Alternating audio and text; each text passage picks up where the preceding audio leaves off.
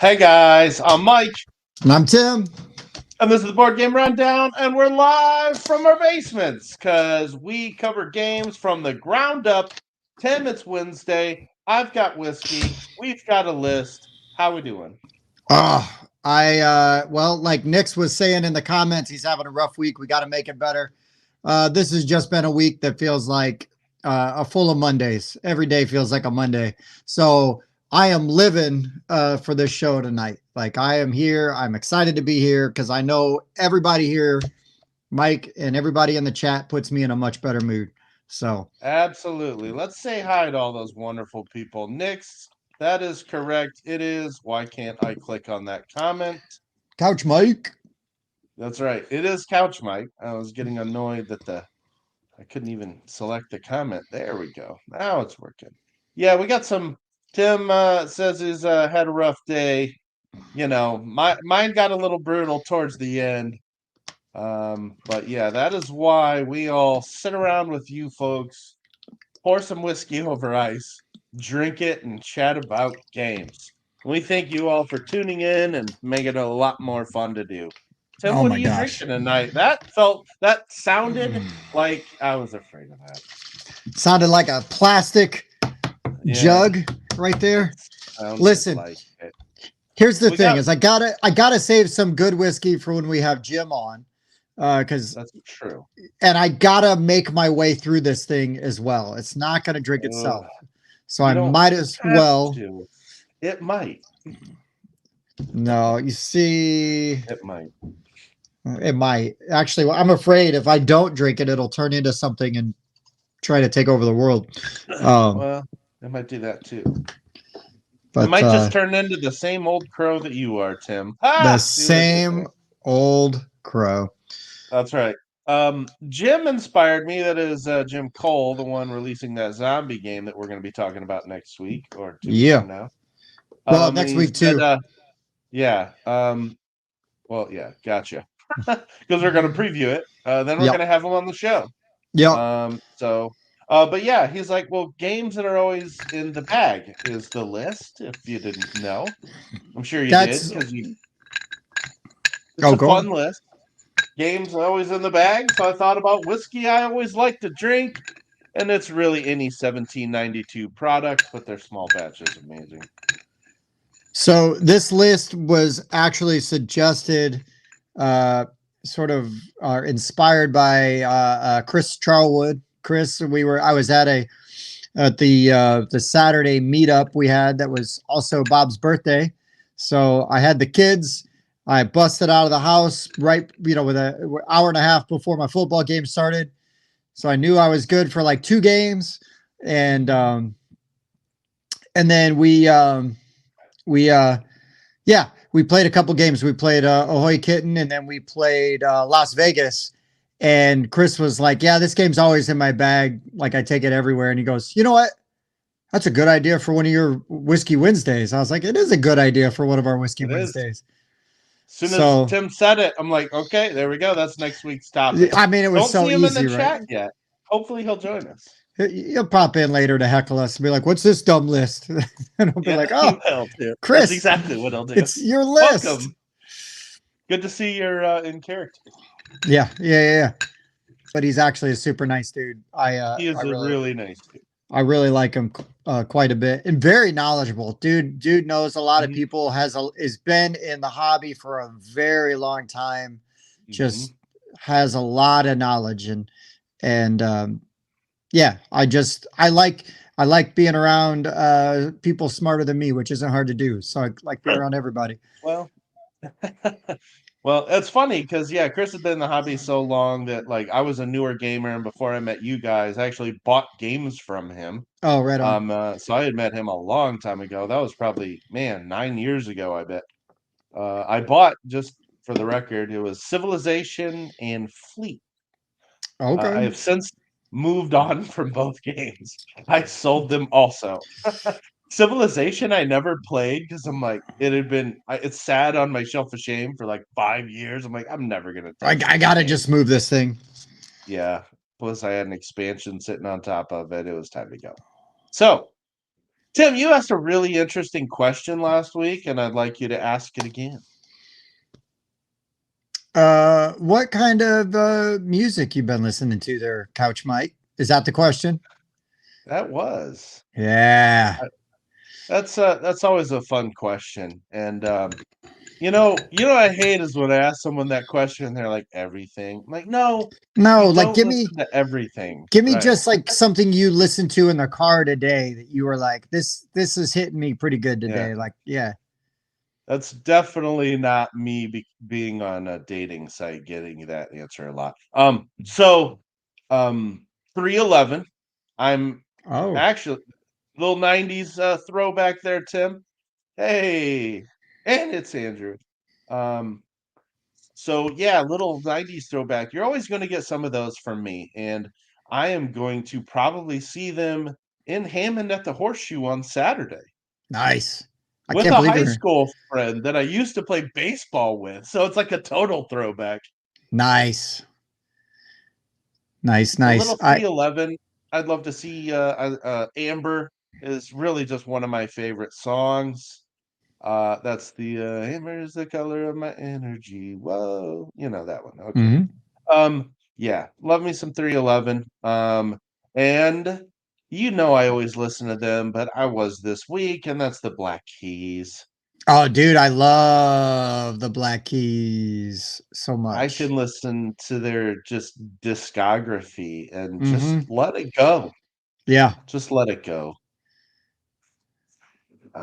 Yeah, just they got that great little kind of blues mix in with what they do. I love it. I was listening to their older stuff, Thick Freakness. That's a Yeah, great thick album. that album, that is a start to finish album. Just put it on, don't touch it, Mm, just go through. Yeah, they've got this now, like a lot of bands will get described with the blues tag, and I'm very quick to go, no, that's BS. That's not what that is. But the but Black Keys, the Black Keys are about as close to contemporary blues, by a couple of white guys that you can get, and they're legit. I mean, there's just like a raw soul, like in their voice, and I love the distortion, that they mhm, have, because I feel like overproduced music is boring. Sometimes, I mean, there's a place can for be. it. There's a place for it, but like sometimes I don't know, man. It's like listening to, and I'll tell you what I've been listening to. Speaking of start to finish Mhm. record, start to finish, they're Nirvana unplugged. Oh, wow. Yes, sir. You know Once what I I start mean? listening to 90s, I'm gonna have some Nirvana in. I was Yeah. actually just listening to Penny Royal Tea on the radio like My earlier today. my watch just started trying to play it. I'm like, no, no. Um, but yeah, like just stuff like that, right? Is uh, just yes, sir. I just like grooving right through it. And then I was also listening to some of the Who, because Okay. mostly just because I really like the Tommy movie soundtrack. That's very specific. Um, but Okay. like Elton John's version of Pinball Wizard, and then Tina Turner singing Acid Queen, and Eric Clapton's on that album. Mhm. It's really good. It's really good. So I'm kinda yeah, I kind of enjoy, Won't Get Fooled Again, and that's another rock band throw out, but yeah, it is. it is what it is. Oh, and Andrew, let's talk about some Rush. Rush, I don't think of the '90s with Rush. I'm sorry, Andrew, that was a random throw out there. Did you mean the '80s or the '70s? Um, I mean, the thing is they were going strong up until pretty recent. oh, absolutely. Yeah, So for I sure. guess I guess for me, Rush just kind of feels across all times. Yeah, they And I'm are not kinda even one a of those. and I'm not even like a diehard Rush fan, but I feel like Rush sounds like I don't know, they just sound like they fit in almost any era, with the exception, like However, once you get into welcome, CJ. TJ. I'm with you. I'll let you two Ohio boys duke that one out. I'm not sure about Rush in the '90s, Andrew. I'm sure they put a song or two out in the 90s. I'm I'm gonna get sure in they trouble. did, but they're not who I think of. I think of Nirvana, 311, Yeah. Alice in Chains. Not Yeah, Rush. Alice in Chains. Rush was what my dad was listening to at the age I was listening to Nirvana. Oh, he was listening to Rush in the 90s, so he's talking about what he was listening to. Good All for right. you, man. Good cover. Good cover. Nick says he's been playing some Three Doors Down. Wow. I saw them live opening for Seven Dust and Creed. The girl I was Oh, dating at the time really wanted to see really? Creed. Yeah, and You Three Doors. loser. I know. I, That I've never forgiven myself for giving Scott Stapp any money. was also that was also um a song reference there, Tim. Loser. Yeah, yeah. Okay, just checking. But that's a Beck song, not a. It's also a Three Doors Down song, sir. Oh, it is because I'm a loser. Yeah, Don't I make don't. the song game be your kryptonite, Tim. This is Oh terrible. God, don't do it to me with Three Doors Down. I liked like those two I'm Three not. Doors Down That's it. songs, and That's that's all I it. got. I'm Then I'm thinking the out. obvious ones. Then I'm out. I'm so out. Uh, hey, Chris, we Hold on a picked. second.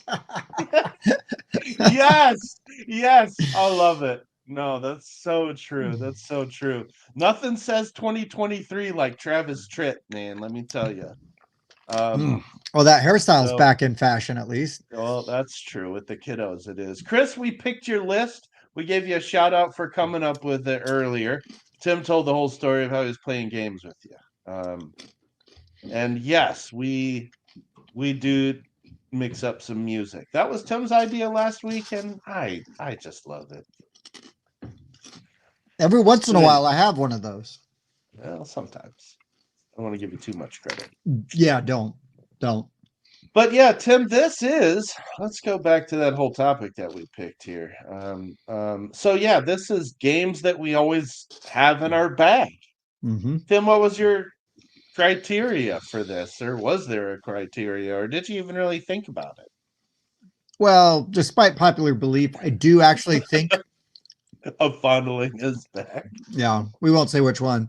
It was that canvas army Uh, paratrooper bag that he carries everywhere. The good thing is, if you carry a bag like that, you could fit 30 games in there. So, you know, you got a lot of options. Um, no, so I legitimately went with, I tried to think if I was going to a game night, what games am I throwing in the bag to take out over, take over to somebody's house? What games am I going to sit out and put out there? So there's a variety of some of those lighter weight palate cleansers that I really do enjoy anyways and love to mhm. play. But then I tend to also bring games that I feel like are more accessible and can kind of get that I feel like are more likely to get played, either because they've got some kind of hook that somebody will be like, oh, okay, yeah, or I've always wanted to Mhm. play that, but I can do it in under 2 hours, or Yep. just some fun, like let's just bang out a game or two of this, kind of games, and let's rock and roll, and Mhm. so that's all of my games are pretty accessible, and Yep. there are some heavier ones. Not, I don't want to say heavier, but nothing is over like medium weight. Everything is relatively medium to light medium to lighter games, and that's again, if I'm gonna haul a game everywhere all the time, it's because I think it's got a good chance to get played. Um, like when Mhm. I went to your house a few weeks ago, I had Mask of the Red Death in my bag. I don't carry that around every time because uh, you're not going to play that every time. And not that that's the heaviest game, but that's a very specific game. And that game was Exactly. requested by Jonathan, right? So I brought it so we could play with Jonathan Mhm. and, and stuff like that. But anyway, so that's my criteria. How about you, Mike? Excuse me. How about Um, you, Couch Mike? Couch Mike, thank you. I Uh-huh. appreciate you addressing me as my surname.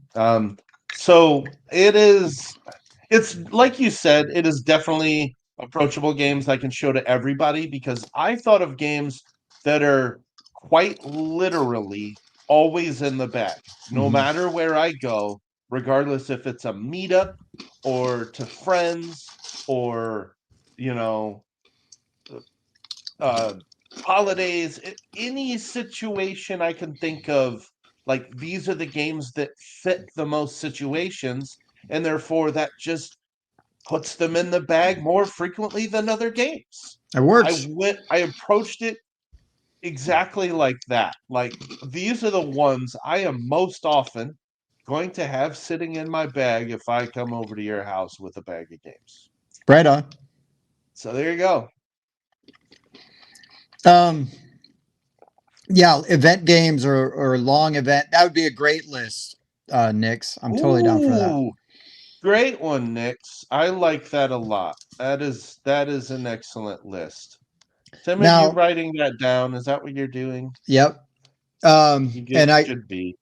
and I wanted to Ah, say real man. quick before we get into this list proper, I just want to shout a couple of things that are on Kickstarter.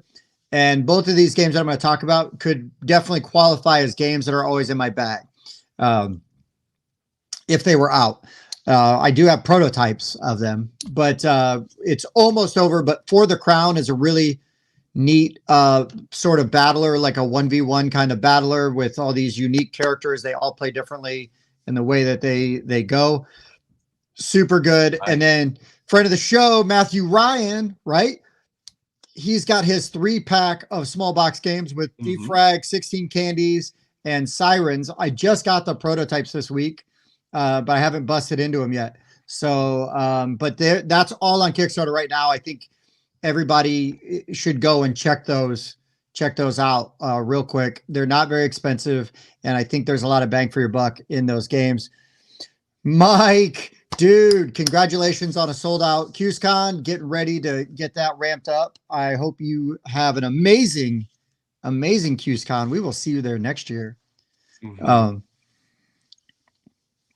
And of course, speaking of, I was gonna mention we got a message from West about how he's like, okay, guys, last chance. You're seriously not going to QsCon, right? It's mhm. like, buddy, I would love to, but all of my vacation time this year was spoken for in January with a 2-week trip that you heard about for a while and two conventions. But next year, Mike, QsCon 2024, it is on, sir.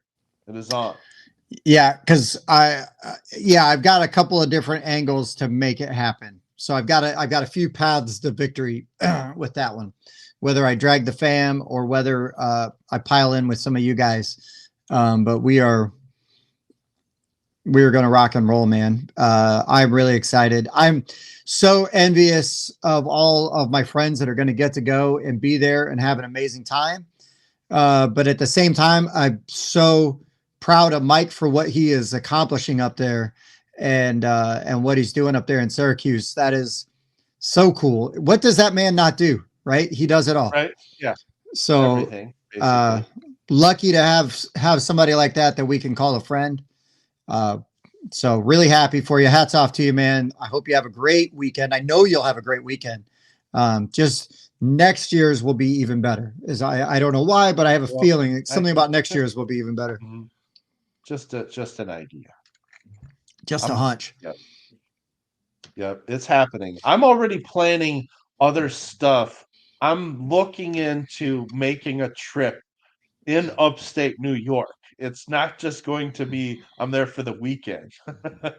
I'm working on having a whole trip in upstate New York for QCon. Use QSCon next year. It's happening. It's going down. I can't wait. Yeah, I Uh, would. I'm. Yeah, I'm excited. I love it when I see projects that people that I respect and admire are just like crushing it, and whether it's friends making games or organizing big old conventions, it's very cool. It's very cool to see that happen. it's also very cool to see Jasmine notice that Real Mike hasn't been back since the Alaska trip, which, as Nick said, you can go ahead and check your bingo card for that mention. Mm-hmm. Mm-hmm. Um, but yeah, totally different Mike has returned. One that is going to QSCon. The old Mike wasn't. So, Old Mike was trash, historically but trash, right, Mike? historically trash. That was great. I'm trying to remember what that was in reference to That was in originally. I reference just to all the Ohio State quarterbacks oh having a bad weekend in football. historically trash. And I said they're Oh man. historically trash. And then Katie from Board Game Mechanics said, "You're historically trash." Another Ohio person I to know. go with the two They're we have in everywhere. our chat. God love them. They're everywhere. They surround us. Well, mostly just to the east, but they surround us. And this is my weekend for that. If For the Ohio State Notre Dame game well, you during know, here's what's messed man. up is if Mike was had QSCon like 3 weeks after this weekend or even or whatever, I could have totally funded my whole QSCon trip with what I'm going to make. I could have Ubered to QSCon with you. Don't rub it in, Tim. I know it's going to be. Listen, man, I'm going to be working from 6 in the morning till after the game's over for a few hours.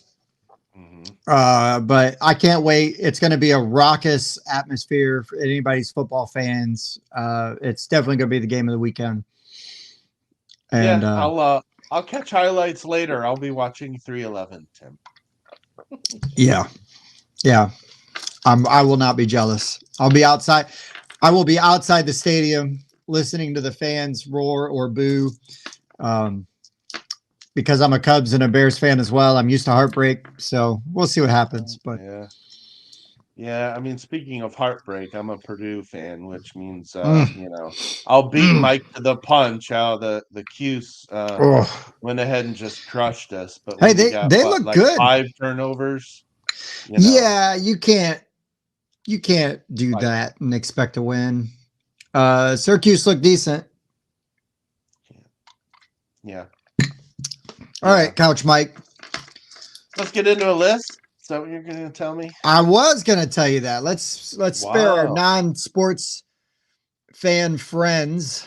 Let's do that. And because I could talk football. Listen, like I have just the time of year. Been obsessed with college football right now. But well, it's September. What can you do? Matt, I've worn this hat every day since the beginning of the season to work, and I can do that because I'm a boss. Nobody would have guessed that. And I wear Notre Dame shirts under my work polo every day because, again, I'm the boss. I do what I want. I do what I want. Shirts reeked. Yeah, it's the same one. Just like Tim's list. Ah! All right, let's get this show on the road. I believe we do that by starting with number 5.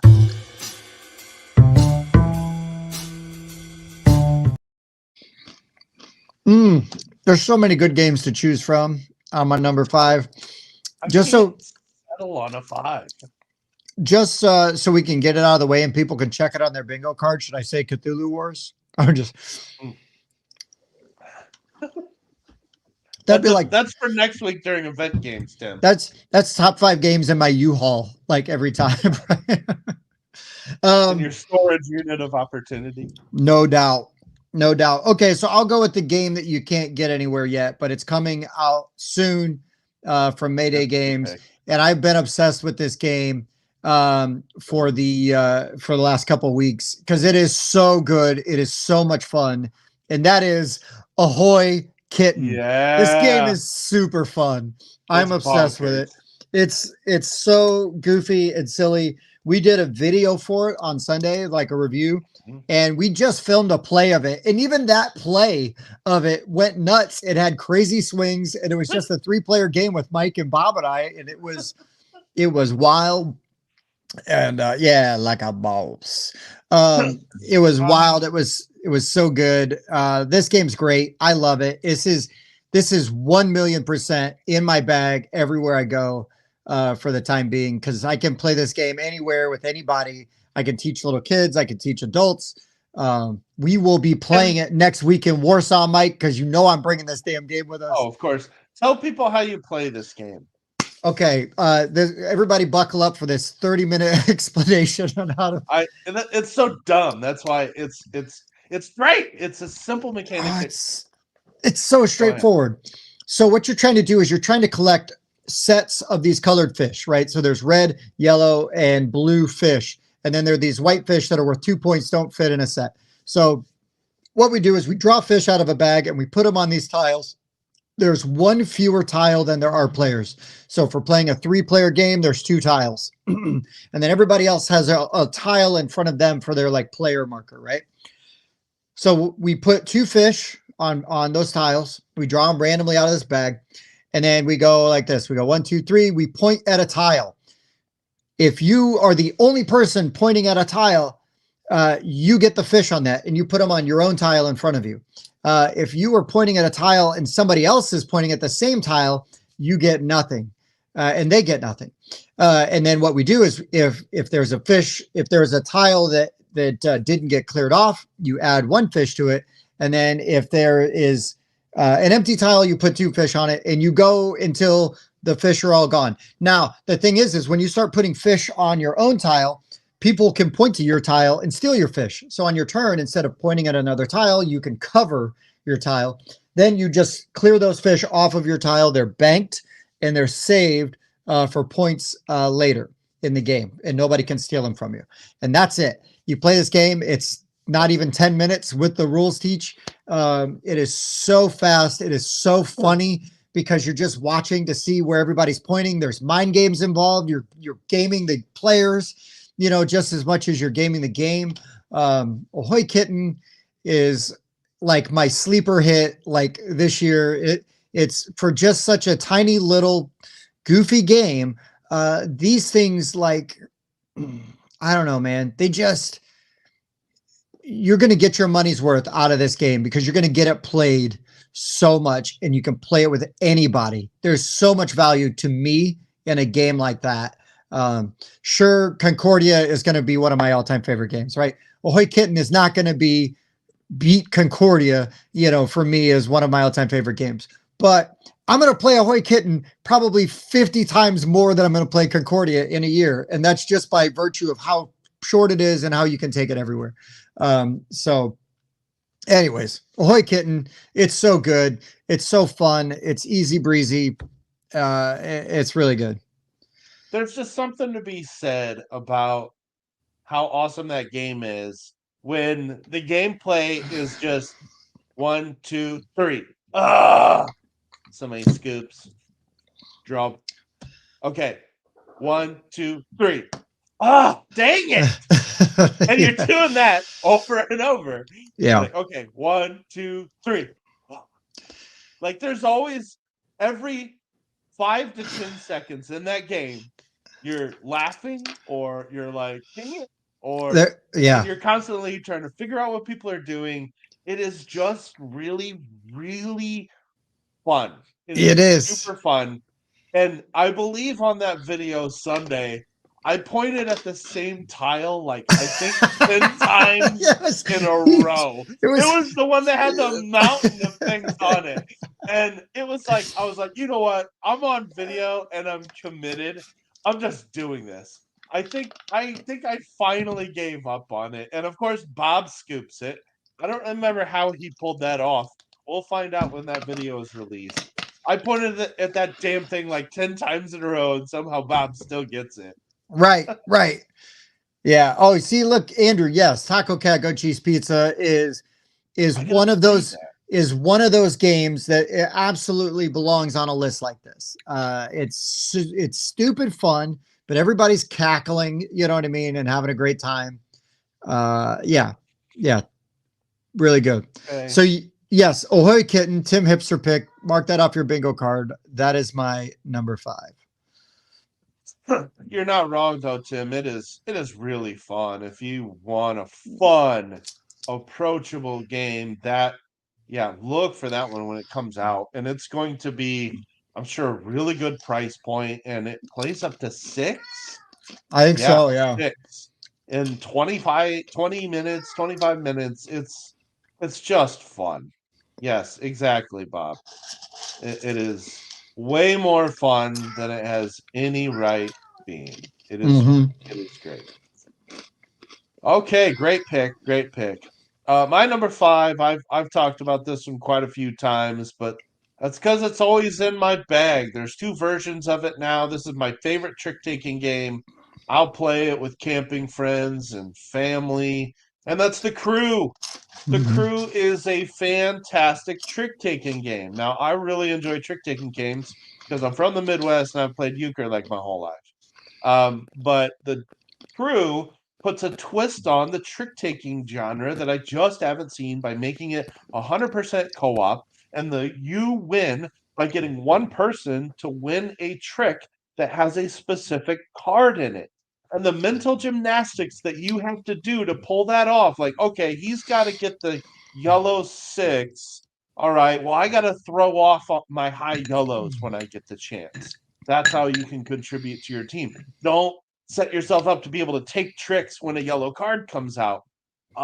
It's just really, really good, man. I love The Crew. And that's just round one. Then you'll play where two people are trying to get tricks with two different cards, and then three people, and then four. And then you got to get them in specific order.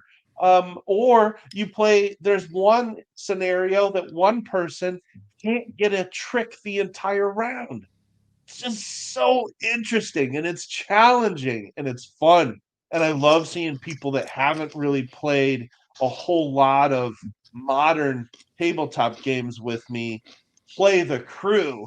And they're like, oh, okay. And as soon as they start getting it, you see them throwing off the right cards, like, it's great. And then you get it and they like high five you and they're like, okay, all right, you ready for the second scenario? Well, yeah, yeah, of course. Yes. I love The Crew, man. It's still in my top 50. It's my favorite trick taker. It just does it like no game does. And both versions, I have them both now. Sea and Planet. They're both awesome. I love those games. I need to replay this. I played it one You time do. at a Julia Oh, Con, super late. I was kind of fried and didn't have the best time with it. And but again, I fully acknowledge, like I sort of reserve judgment on that game because I realize that the conditions in which I played it were not optimal. Does that make sense? So it's like I don't want to yeah. just say, "Oh, I hate that game; it's terrible." But it's like, no, no, no. When I played it, I didn't have the best time, but I played it really late. I was tired. Like, like that's not a fair way to look at it.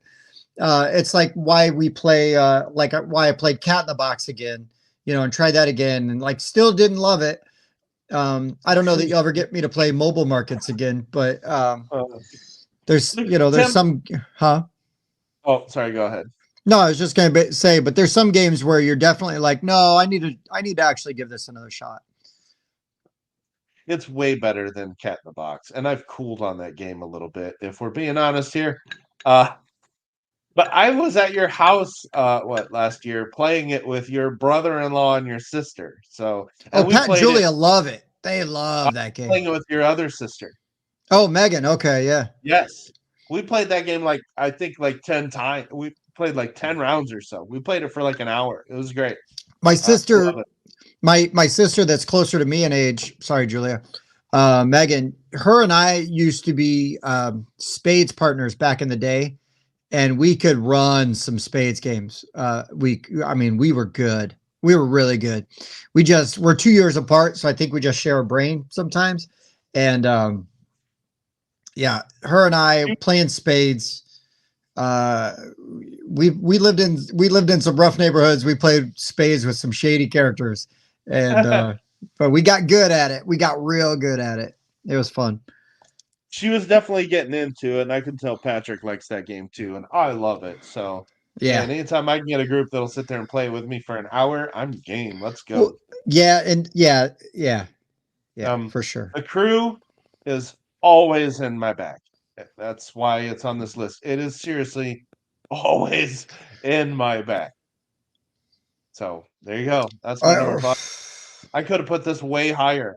Ever since I started loving this game, like over a year now, a year and a half now, it's always in my damn bag. right. Okay, all right, there you go, number four.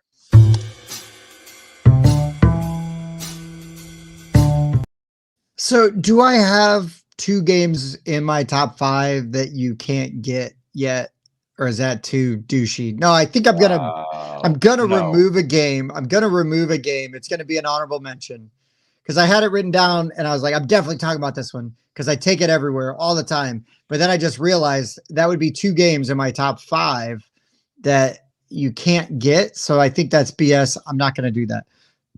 So I'm going to go with a different game on my list. And we, since we were just talking about spades and stuff like that, it's a game I've written down. Um, it is a game I used to take everywhere. I don't throw it in my bag as often anymore, mostly because I got like a newer version and it got put in like a different spot on my shelf. So now I just don't have it like at hand like the old one. But that is Skull King, or used to be called Scheming and Skull King. So while we're Uh-huh. just talking about trick taking games, man, this is just one of the best ones, in my opinion, because it is, it's just yourself, but it's just like euchre or spades. You're calling your tricks, that you're going to take. How many books you're taking, and then you got that theme where you go, yo, ho, ho, and you count out and you hold out fingers and you start with everybody just gets one card. And then every round it goes up until you've got 10 cards in your hand and you are going and you've got to call how many you're going to get out of the 10. And it's so fun. It's so challenging. There's so many crazy swings that can happen back and forth with depending on what cards you get. And I just love games like that where the timing matters so much. You can have a junk hand and still score a ton of points if you play your cards right. Uh, but I mean, literally, if you play your cards right, you can do really well in that game, even with bad hands. If you could just figure out like how to throw off and win. Not that dissimilar to the crew, right? Except this is everybody's all for one and one for all. But yeah, Grandpa Beck's games, they're great anyways. I love them. I've spoken to Grandpa Beck himself at a couple of Gen Cons, and he's just the nicest dude. His phone number is literally in the rule book if you do not understand a rule in one of his games.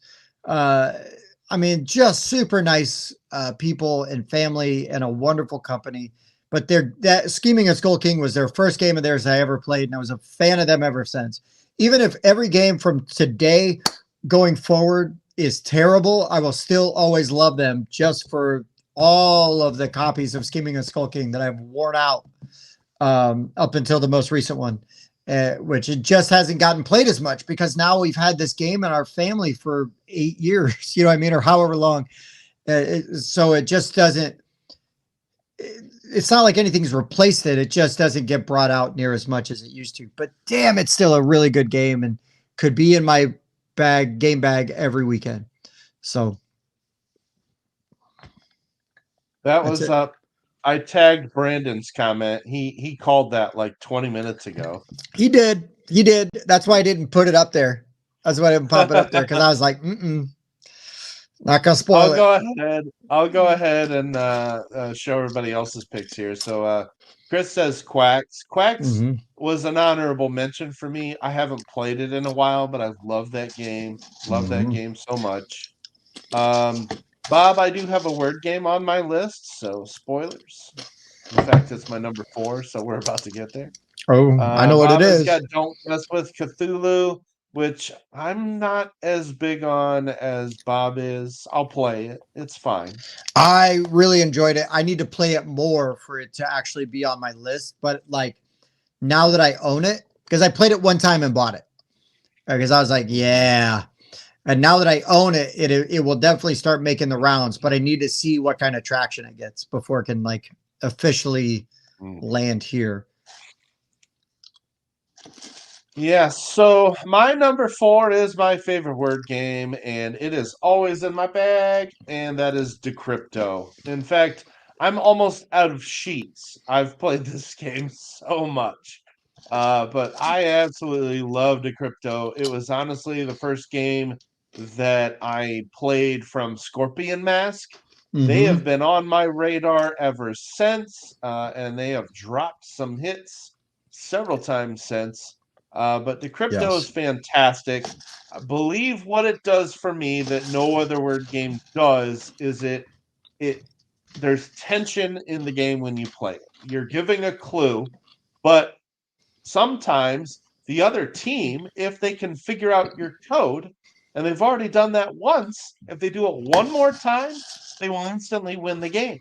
So giving your clue now is a more difficult decision, and it's like, okay, crap, I can't be too obvious here, because Mm-hmm. especially if your own team got the code wrong once, if they get it wrong a second time, you instantly lose. Yeah, So because if you were in that you're getting too cute with your clues early.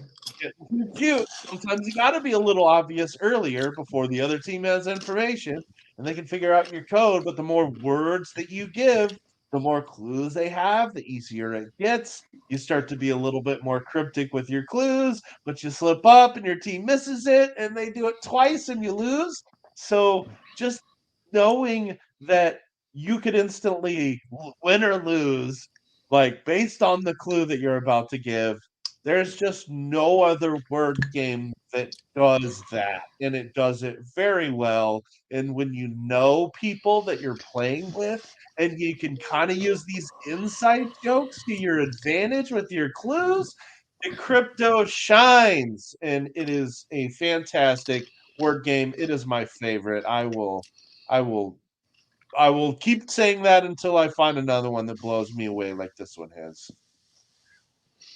Yeah, nope. It's a great game. I love it. Hey, Jeff, he made it. Hey, welcome, sir. Number four, Chris says is for sale. Uh-huh. Honestly, I think Tim and I both could have put this on our list. I Uh-huh. left it as an honorable mention. Uh-huh. Um, RiceCon 2 weekends ago happened, and so did for sale when hey Paulie brought it to Hey, play. Paulie. I love for sale. We should have used my poker chips for it, but we played for sale. Great game. Honorable mention because I talk about it so much. So does Tim. Man, It I would have love been for like sale. it could have been like our number three crossover, honestly, but we For try not to sales talk about the same games all the time. for sale is like actually in my top 50 favorite games of all time because it's just that good. It's that evergreen. And you can play it anywhere with anybody. It's very easy, it's straightforward. It's just great. It is. It's like borderline top 50 for me. I love it. It's a great, great, great filler. And that's it. That have it in the bag a lot. That is true. Paulie's a Viking. Yeah. uh, Yeah, Bobby. I even have the travel version where they condensed it and they gave you crappier you know, chips, I guess, if Mm, you want to call them that. They're actually like card stock, but it's like if I'm playing the game at my house, I'll use other chips anyway. Just give me the cards for a cheaper price. That's fine. right. So there you go. For sales a grid. Hey. Hey, the crypto is my number four, though. Let's get to number three.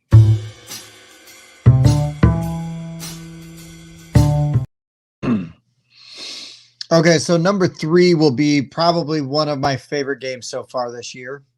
Uh, I want to play this game all the time. Every chance I get, if I ever am at a meetup and somebody's like, "Hey, I want to play that," yep. I actually passed up an opportunity to play it when we were at Origins, but I did teach it because I had somewhere to be. I believe I was trying to go meet Martin Wallace somewhere.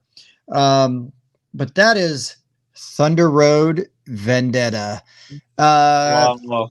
oh my God, Thunder Road is so much fun. It's bananas. It's bonkers. It's pretty easy to teach, I think. And the game does not overstay its welcome because it ends so fast potentially. And if it doesn't, everybody's like kind of on their toes, like waiting for like, the shit to hit the fan because you're just like, it's coming. It's coming. It's coming. Uh-huh. Um, it's Don't not get a comfortable. it's not a perfect game and it's not for everybody, but it is a game that like somebody will see that in your stack. They're going to be like, oh, what was that? Can we play that? And I'm like, well, yeah, like, let's go. Let's play right now. They'll want to play it. Its table presence is off the charts. Restoration Games is crushing it right now. And Thunder Road Vendetta, So good. It's so wackadoo, crazy. You cannot plan for perfect turns. You just can't. So if you're not cool with that, this is not the game for you. And that's fine because this game is just insanity. We're laughing, cars are wrecking, you're destroying your own car because you made a bad choice or you're pushing your luck a little bit or a lot and just it can come down to the roll of dice and that's it. But I just love it. It's just a raucous time. I just think it's a blast. I so enjoy that. Don't let Spencer drive the semi. Did Spencer win with the semi, or did Spencer just take an hour to take his turn? Like, because the semi is really Man, slow, and then Spencer's slow at taking his turns. I need to know from Andrew. Uh, I have to look. I can't remember. I think he might have won, or I did. I can't remember. just make Bob drive the motorcycles. Oh, he hated that so much. It was so good. We figured out how to kill Bob on the motorcycles, and oh, he was miserable. It was amazing. Uh, but really cool, really fun game, and I love it. I think it's great. I Oh, he did win. He Uh, called it. Yep, I looked at. I just found it on BG Now Stat. let Spencer me won with the let me trip. guess, Andrew. Did the entire time Spencer go? Well, I'm probably not going to win because I've got all this damage, and because Spencer will do that. He'll talk about how he will not win a game and complain about how and kvetch the whole time. Oh, I'm not And then won. winning, and then he'll win by a lot. Um, Oh, and then I'm surprised about it. oh well. Oh, huh? Wow. Uh, yeah. Yeah. Anyways, Thunder Road Vendetta, awesome game, really fun. I recommend all the expansions. Just put it all into one thing and rock and roll with it. It's really good. It's good. It's a good time. So that is my number three. Yeah. And he was winning, so no one targeted the biggest target on the map. Yeah, so Yeah. that's the other thing. It's easy to You have to kind of sneak into the lead in that game.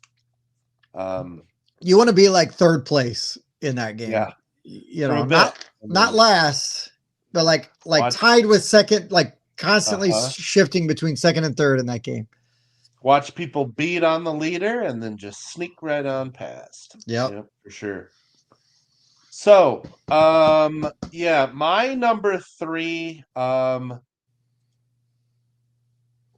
gonna cheat. I'm putting two games here. Okay, go for it. They're It's your very list. obvious. There are two-player games. I love these games so much. I put them in the same box. That is Sky Team and Splendor Duel.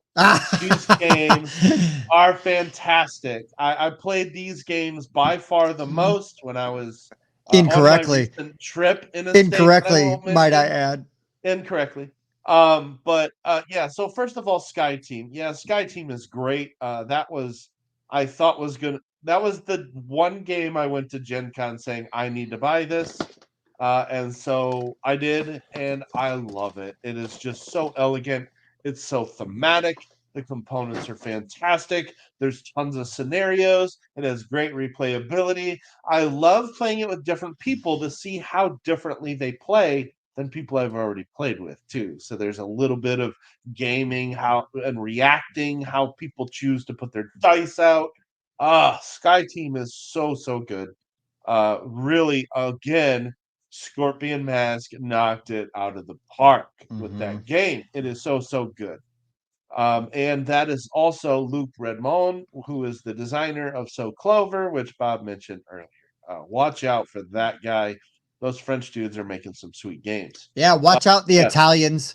The French are coming after you. they're coming. They're coming, man. Scorpion Mask is just putting some bangers out lately. Turing Machine being one of them from the previous year. Yep. But also Splendor Duel. Yeah, ever since I got that game, it's been my most played game.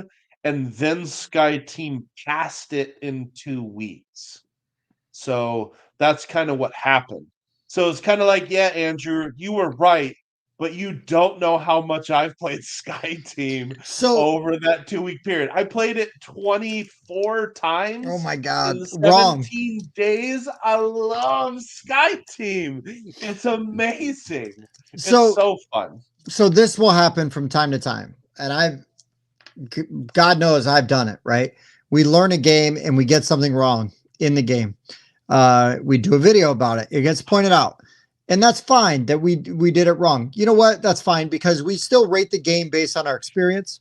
I don't think that the rule that Mike and Bob, because Bob was there for it too, we're going to hold you both accountable. I don't think that that rule that you had wrong would have changed your opinion or your experience on the game. But I do want to ask you, Mike, like I know you've had to be thinking about that. How do you feel like your future games of Sky Team are going to go, knowing about the one rule? It's going to be harder. Yeah, It's going to be a bit harder.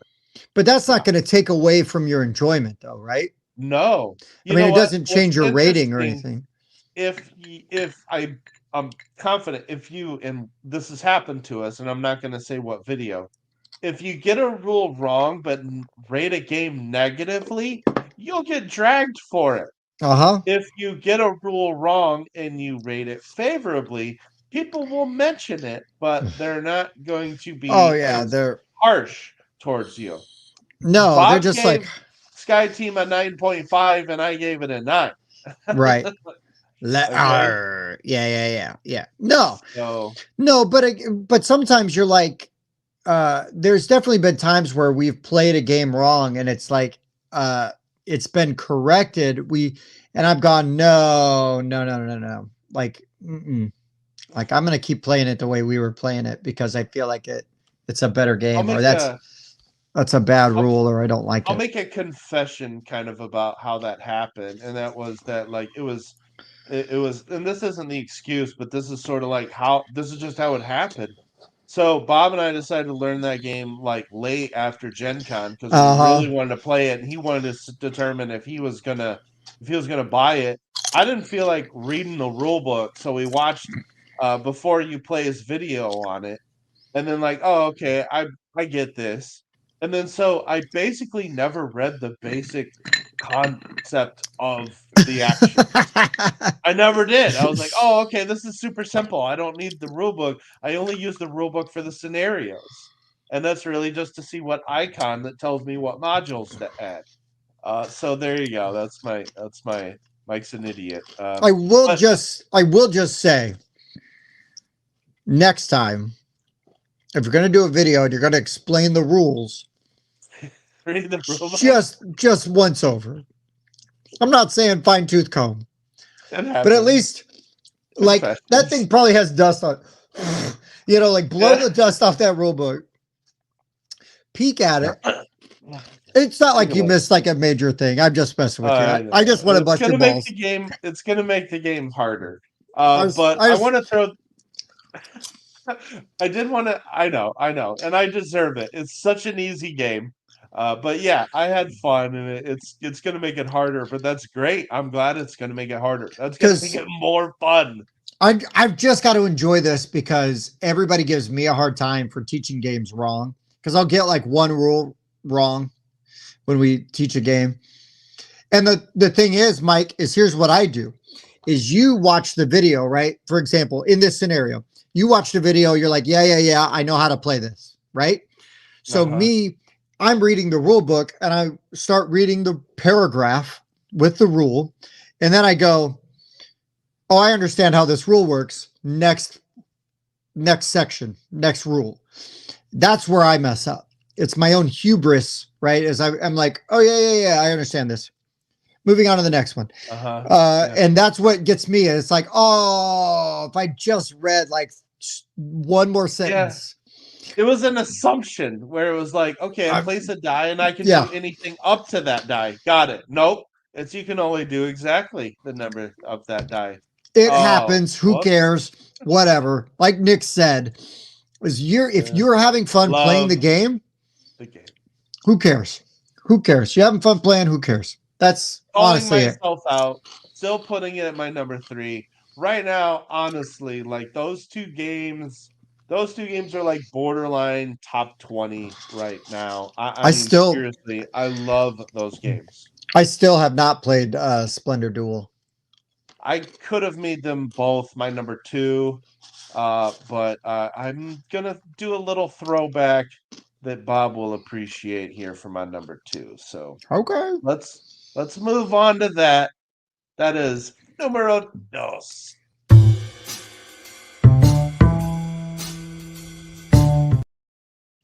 All right, Mike. Unreal. You know what a good kind of game to have in your bag all the time, because we went Ooh, variety, right? I got a variety of games here. All yes, of I these have a have been variety. a little lighter. This one's still pretty light, but it's hard. It's hard. And you know what we love here is we love difficult co-ops. I want to Ooh. play a difficult co-op sometimes, but I need one that's accessible and that doesn't overstay its welcome. How do you guarantee a difficult co-op does not overstay its welcome? You put a time limit on it. Not just an Ooh. arbitrary time limit, but let's just say 20 minutes. You have 20 minutes to Ooh. finish this game. So you take 5 minutes to teach this game because you just go over what each individual player out of the four need to do. And you start the timer and you start playing Mission Control, baby. Mission Control Mm-hmm. is a game that I can throw in my bag and take anywhere. It's so damn good. It's super fun. Listen, put the bingo card away. I am not pandering to Giuliano and Third World Studios. I'm not pandering to Donnie and Corey just because they're my friends. This None is of a them are even here right I now. know Donnie's actually not here. He's probably because he's on his way to QSCon, the jerk. Uh, True. I love Donnie, don't get me wrong. But Mission Control is really good. It's super fun. If you like difficult co-ops and everybody's got like a different mechanic that they're working on, they're introducing even more stuff into it. So I'm very excited about it. There's challenge mode cards that you can get that can really ramp up like the difficulty there if for some reason you're just too good at the game.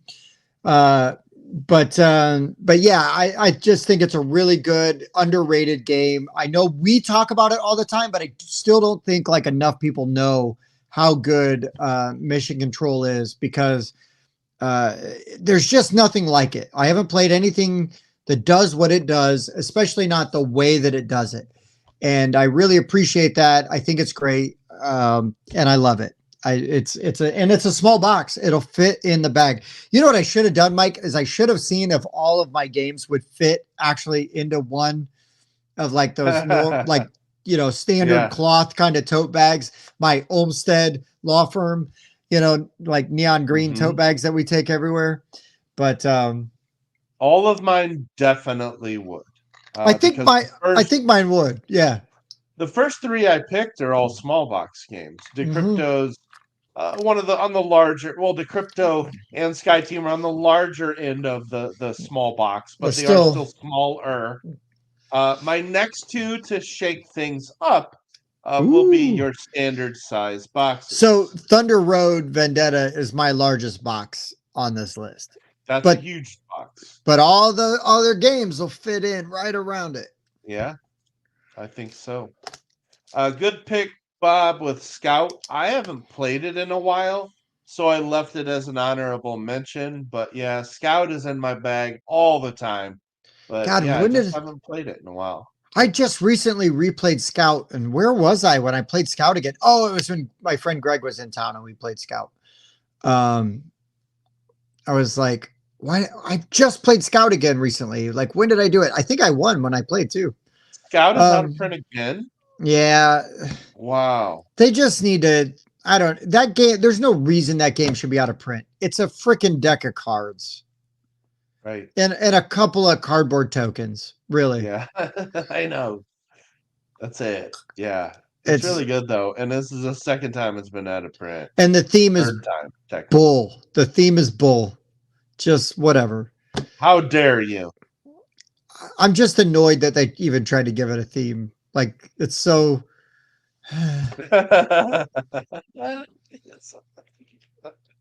It's yeah, it's not a strong theme. You were correct. Oh, really? That's like saying the Bears aren't a strong team this year. Well, Yeah, the theme and the Bears are both dumpster fires. Uh, Good in concept, but bad, poorly executed. Anyways, please continue, Couch Mike. all right. Couch Mike's number two. So this is, I guess, my hipster pick because this game came out in 2015, and I will tell you, after all these years, I still throw this game in the bag so much. In fact, I started seeing Bob bring it to Meeple events, and I'm like, dang, holy crap! I'm gonna start bringing mine to Meeple events because everybody loves Karuba. Oh, I love Karuba. This is one of my favorite tile laying games. It is so simple. It is 36 tiles that have paths. Some are four-sided, some are three-sided, some are two-sided, and you are trying to build paths between your adventurers and their matching pyramids. There's four different ones and you are going to place those before you start the game. One person's going to randomly draw one of those 36 tiles and call it out bingo style. 35. Everybody grabs their 35 tile. All of them are exactly the same, not the tiles, but everybody's 35 is the same. And you're going to place that path on the board and try to lead your guys between the pyramids. And whoever can do it first gets the most points. Along the way, you might pick up some diamonds and gold that are also worth points. It plays in 20 minutes. It takes goes up to 4. You can teach it to anyone. And if you combine 2 copies, you can play with 8 players if you want. I want to try that so bad, Bob, and it would be awesome at a meetup. It would be so fun to try sometime. I really love Karuba. And I was happy to see that Bob brought it to meetups all the time, and I started bringing mine too to try to make that happen. But my copy is worn out. On BG stats, I think I'm at almost 40 plays of Karuba. My dang. that box is worn out because I take it everywhere, and so it had to be my number two. That game is always in my bag. Totally fair. Good pick. Bob loves Karuba so much he got that for me a couple years ago for my birthday. And then not only did he do that, but he got like a Doctor Who TARDIS bag to put all of the tiles in for me too. Nice. That's Listen, Bob gives me a hard time, but that's how much Bobby loves me. I knew he did. I knew he loved me. Well, And he did I it by you showed it by giving me one of his favorite games and Doctor Whoing it up for me. dude, it's a great game. It really is. I love Karuba so much. I've played it with everybody. You need to if you haven't, you need to be playing that with your kids. It's really fun to play with Mm-hmm. kids. Kids really enjoy that one. I already know what Bob's number one is, so I'm going to spoil it. It's Downfall of Pompeii. Oh, Uh, dude. If I own that game, it'd be on my list. It's my honorable mention. I usually don't bring it because I had to wait till Bob taught it to me because I hated the card setup so much that I'm like, I'm forcing someone to teach this to me. I Um, believe I believe I punched your copy and taught it yes, to Caleb and Jesse at your house within the that's last true. year. Mine was unpunched. I've had that game for so long. I'm like, I know this game's going to be good, but man, that card setup's dumb. And I felt kind of bad, but I feel like Mike, we're at the point in our Yeah. relationship where I could be like, "Hey, Uh, Mike, I'm opening your Downfall of Pompeii. You cool?" just yeah. No, just please go ahead and open up my 18-year-old game that is unpunched. Yeah, don't worry about that. It is still in print, even. We're good. We're good. what's a real crime is that I don't own my own copy of that game. I love that damn game so It's much. great. I Yep. need to Yep. just get a copy of it. I really do. Yeah, talk about Andrew, who we played it with at Origins, one of my favorite experiences from that con. Talking about Cuba. I have not played Cuba. Mm-mm. Um, all right, all right. So I guess that brings us to the game that we always have in the bag, Tim. Our number one. You're bringing it no matter what. Oh yes, Bob's huge downfall of Pompeii. Oh, I cannot wait for this to be a thing. And then We yes, still Jeff. haven't we still haven't played my big ready set bet either. That's you know what? We should bring that to the Warsaw. Warsaw thing Yes, and I just do it agree. there. Just do it I there. 100% agree. It's going to be debuted in Warsaw. That's a great. I've been thinking about that. I need to Yeah. make sure it's ready to go. I have time. You got time. You got a week and a half. By the way, ready set bet honorable mention for this list. For a while, I was throwing that in the bag all the time. Oh, dude, Um, that is an honorable mention for sure. yeah. Okay. Okay. All right. Let's go to number one.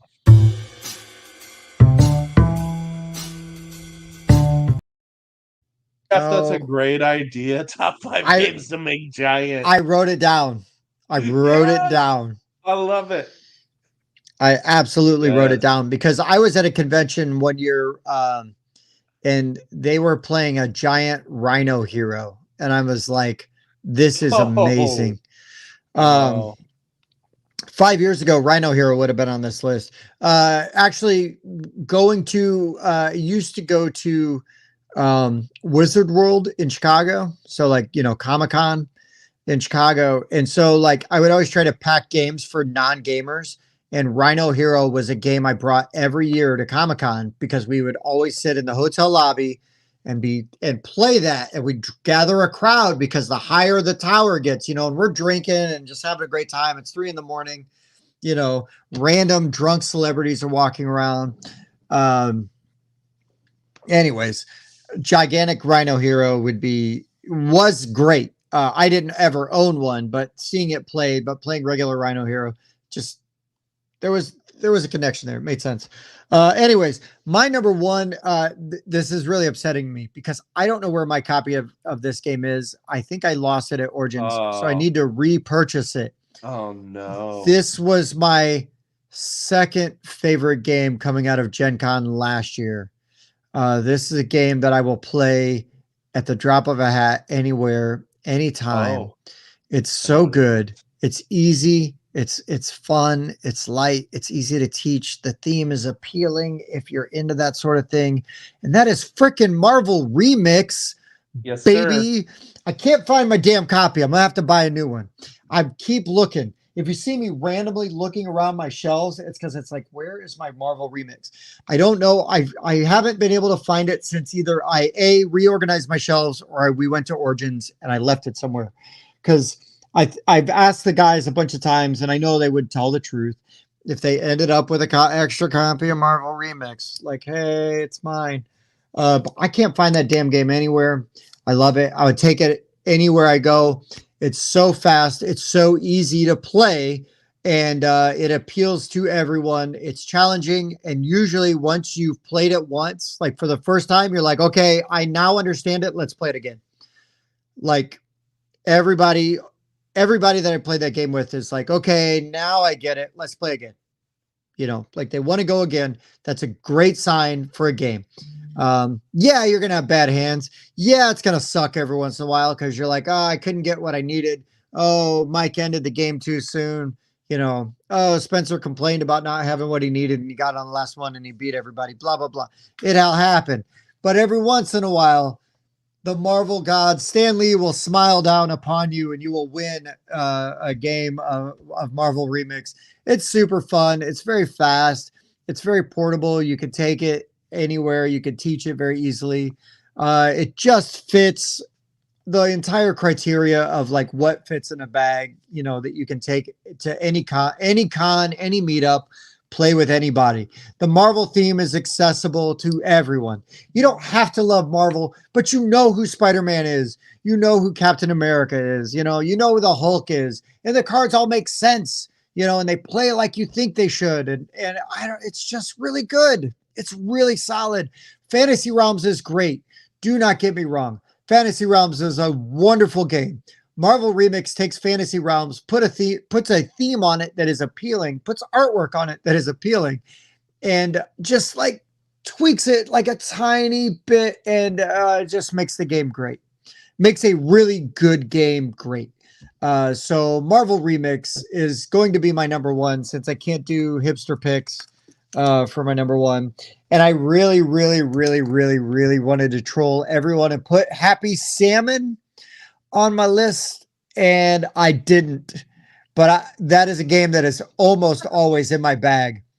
All it is, Happy Salmon's always in my bag. It's like my secret. Like, oh, did somebody say Happy Salmon? But the trick is, you got to like talk people into playing Happy Salmon. Marvel Remix, you put that out like, oh, sweet, let's go. Uh-huh. There's not as much coaxing that goes on to do remix, so that's why it's my number one. Mike, in the words of the late great Jerry Lee Lewis, top that. Go for it. What's your number one? Well, I left this as an honorable mention because I knew you'd have it on your list. It is a fantastic game. It Happy Salmon. improves Oh, on, yes, it improves on Fantasy Realms in every way. And in fact, I bought it finally before I went on my trip, and we played it like 3 or 4 times. It's great.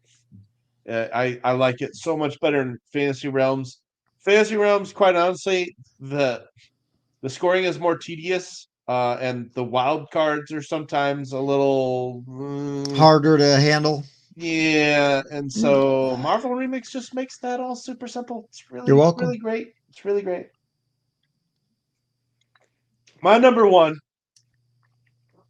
I have brought this game basically everywhere I possibly could since I bought it earlier this year. It is the far superior racing game, and it is heat pedal to the Oh, metal. I played this game over 20 times this year. It is so good. I love Heat. I really do. It's a well, great game. let me just hold on. Like, I'm not going to step on your pick, but let me just do this as a testimonial to not just Couch Mike, but even regular Mike, OG Mike, back in the day. At Origins, we had a table set up where you could ask us to teach you how to play a game, for example. At Gen Con, we did it differently, but at Origins, we had a table full of games. We filmed some playthroughs and stuff like that, but we also were just like trying to meet people and hang out and do stuff. Everybody that just damn near everybody that came to that booth was like, "Hey, are you selling Heat?" No, that's just for us to play and teach you if you want to learn it. Well, where can we buy it? I don't know. Will you teach it to me? Mike, you want to teach these guys Heat? Mike played Heat basically nonstop through Origins. Like there were times where like, you guys have got to stop playing Heat because we're going to talk about Galactic Cruise in a minute or Yeah. After the Empire. But Mike played Heat so much that entire convention. And the fact that it's still on your list, Mike, please continue. It's so easy to get played. It supports 6. There's very little downtime. It takes barely more than an hour. It has modules to shake it up from game to game. I just really enjoy Heat. It has push your luck in a very interesting way.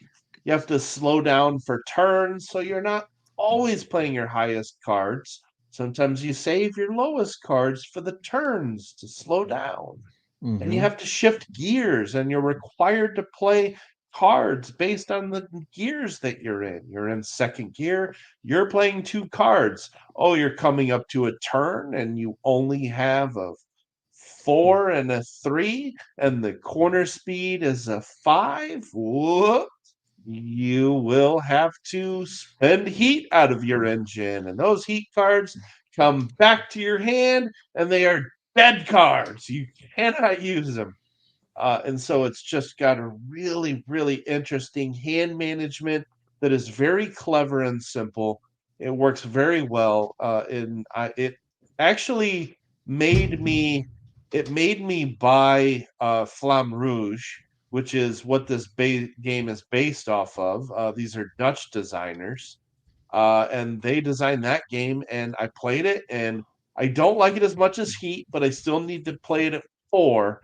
But it has a lot of the same concepts done in a very different way. And they, again, improved that game in every way, in my opinion. So And let me also just add here that I take it personally that Mike has not played Heat with me yet. I've never played it.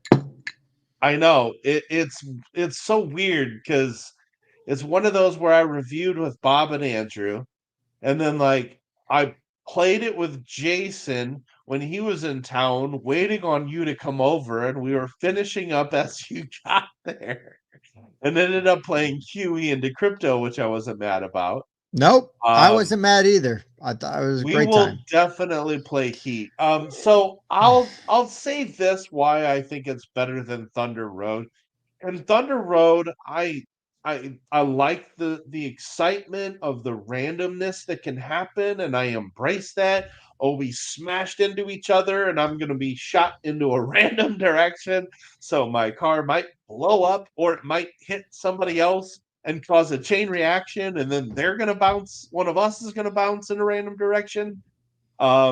And all of that is so fun. But then you get to the finish line and somebody kind of limps across anticlimactically. And that has been the case in each of the three times now I've played Thunder Road.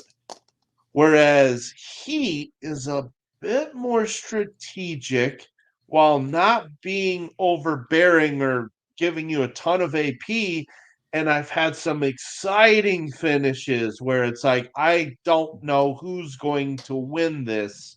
Mhm. Um, and oh, that person had the right card and they were able to win on the very last turn, and that makes Heat a lot better for me.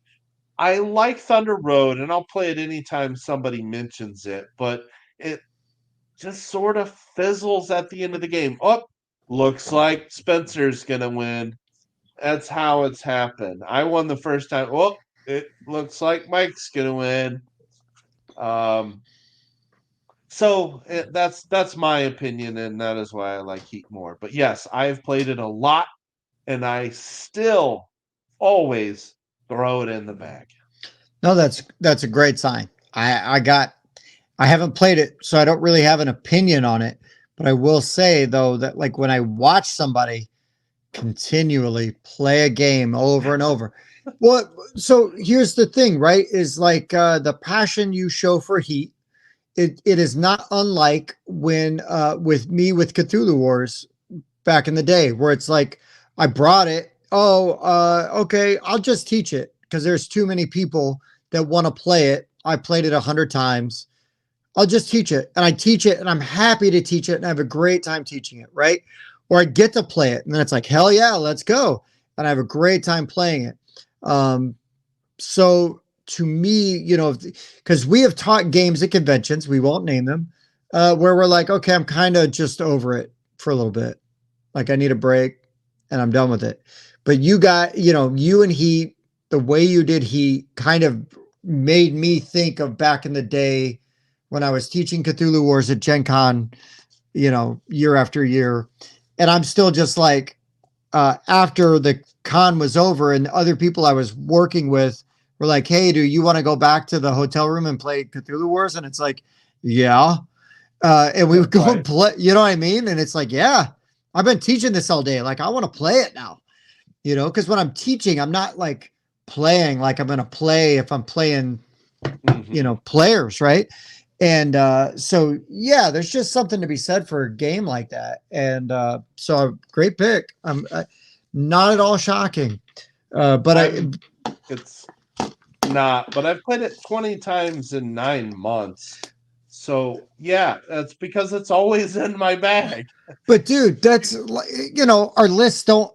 I like to throw like unique things on the list every once in a while, but sometimes your list is your list. You know, if that's Um, the game that you've always got. Because here's the other thing, Mike. Right?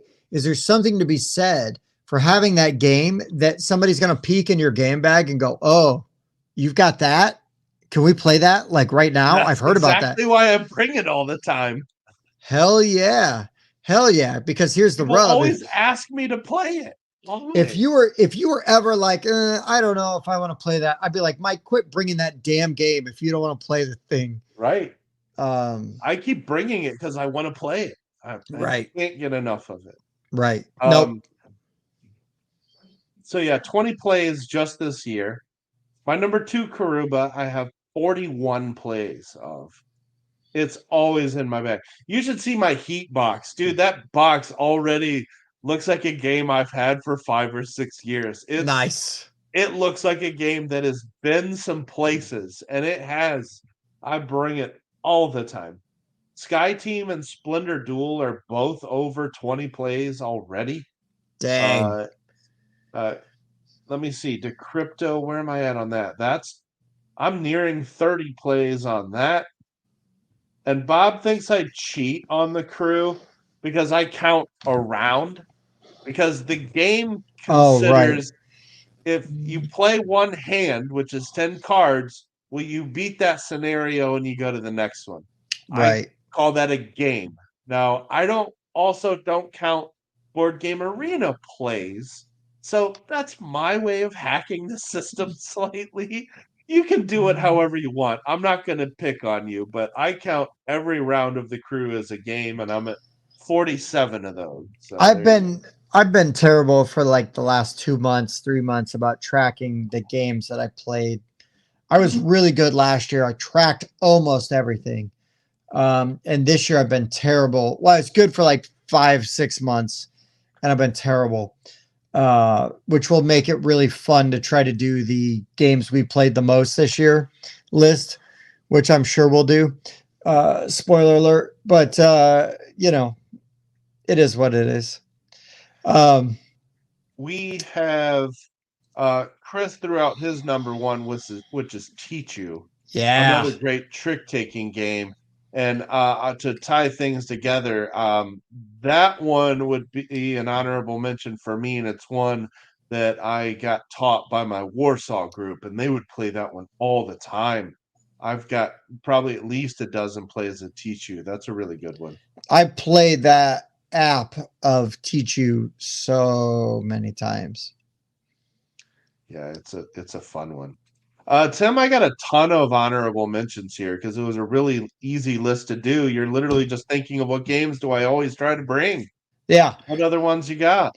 Okay. I'll bust through my honorable mentions real quick. The other one you can't get in the States yet, but maybe next year, thanks to Arcane Wonders, you'll be able to play Comic Hunters. That is a Uh, game that I bring around I know that everywhere one. because I'm really excited that I have it. And I think it's It's really fun fun. though.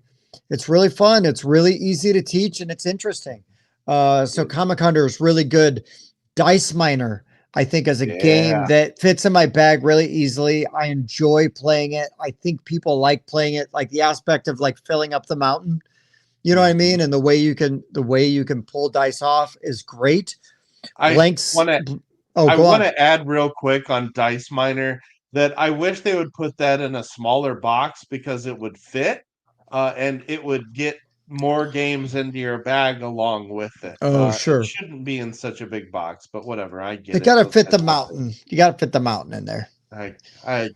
I guess. Other ones on my list, Blank Slate is a fantastic party game if you don't only just want to play just one. I don't own Green Team Wins, but Green Team Wins would be on my list if I had it, if I owned it. Mhm. And then Quacks of Quedlinburg with Yeah. uh, Chris said that earlier, and I had written down Taverns of Tiefenthal, but the thing is once I had Quacks, I like Taverns more, but Quacks is more appealing to people that aren't as familiar with board games. And so I think Quacks gives people a different experience that makes them really want to play because people really like drawing chips out of that bag, unless you're Dan because you hate fun. Um, so I crossed off taverns and I wrote down Quacks. For sale, definitely. I will say a game that has been in my bag on most meetups that I've gone to is Catnip Auction House. Really good, really fun, Uh-huh. easy breezy, super fun, goes by quickly. Ready, set, bet. Now that I own it, Don't Mess with Cthulhu. Growl. Growl was a game that is in my bag a lot because it's a fun social deduction game that it's not just like, oh, Mike coughed while we all had our eyes closed. I think he's a werewolf. We should kill him. Like, no, no, no. That doesn't matter. Like, you can still win. You can still do stuff. Um, and then the last one I'll say is Happy Salmon. I mean, Happy Salmon totally could have been on my list. It could have been my number one. Yeah, Nix, you're right. Check that Could have one been off. bingo card as well. Yeah, Happy Salmon is so much fun. It's a go-to for me. That and DC Deck Builder. Those are two of my biggest guilty pleasures.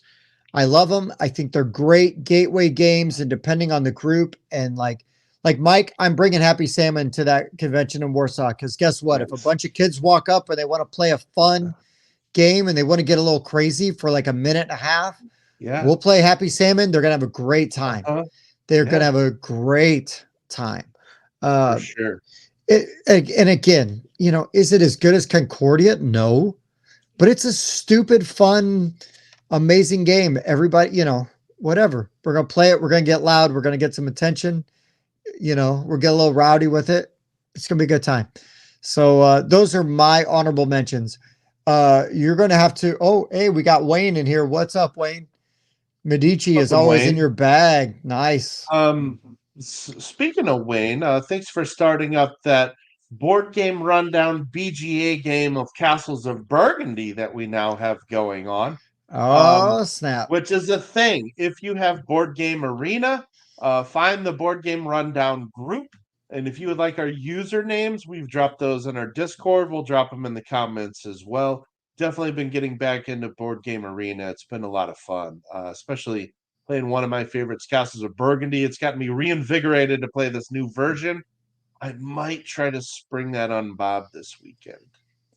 Andrew, I'm gonna say just get the regular sized version for Yeah, sale. Andrew, I agree because the only thing they do with the travel is they take the coins that you get um instead of making them cardboard chits, they are just cardstock. Now that takes up less space and the box is smaller.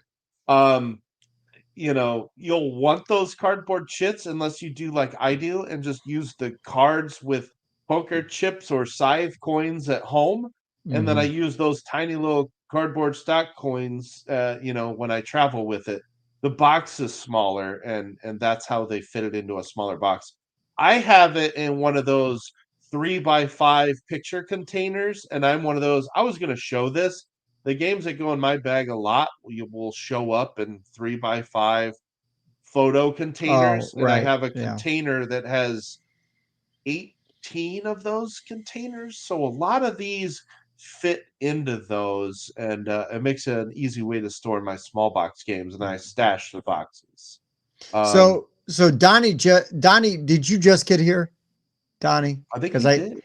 because I got to give him a hard time because his game was on our list tonight and he wasn't here Go for it. ahead, Tim. Go ahead. Do we got to Tell him. give him Donnie? Tell him. Donnie.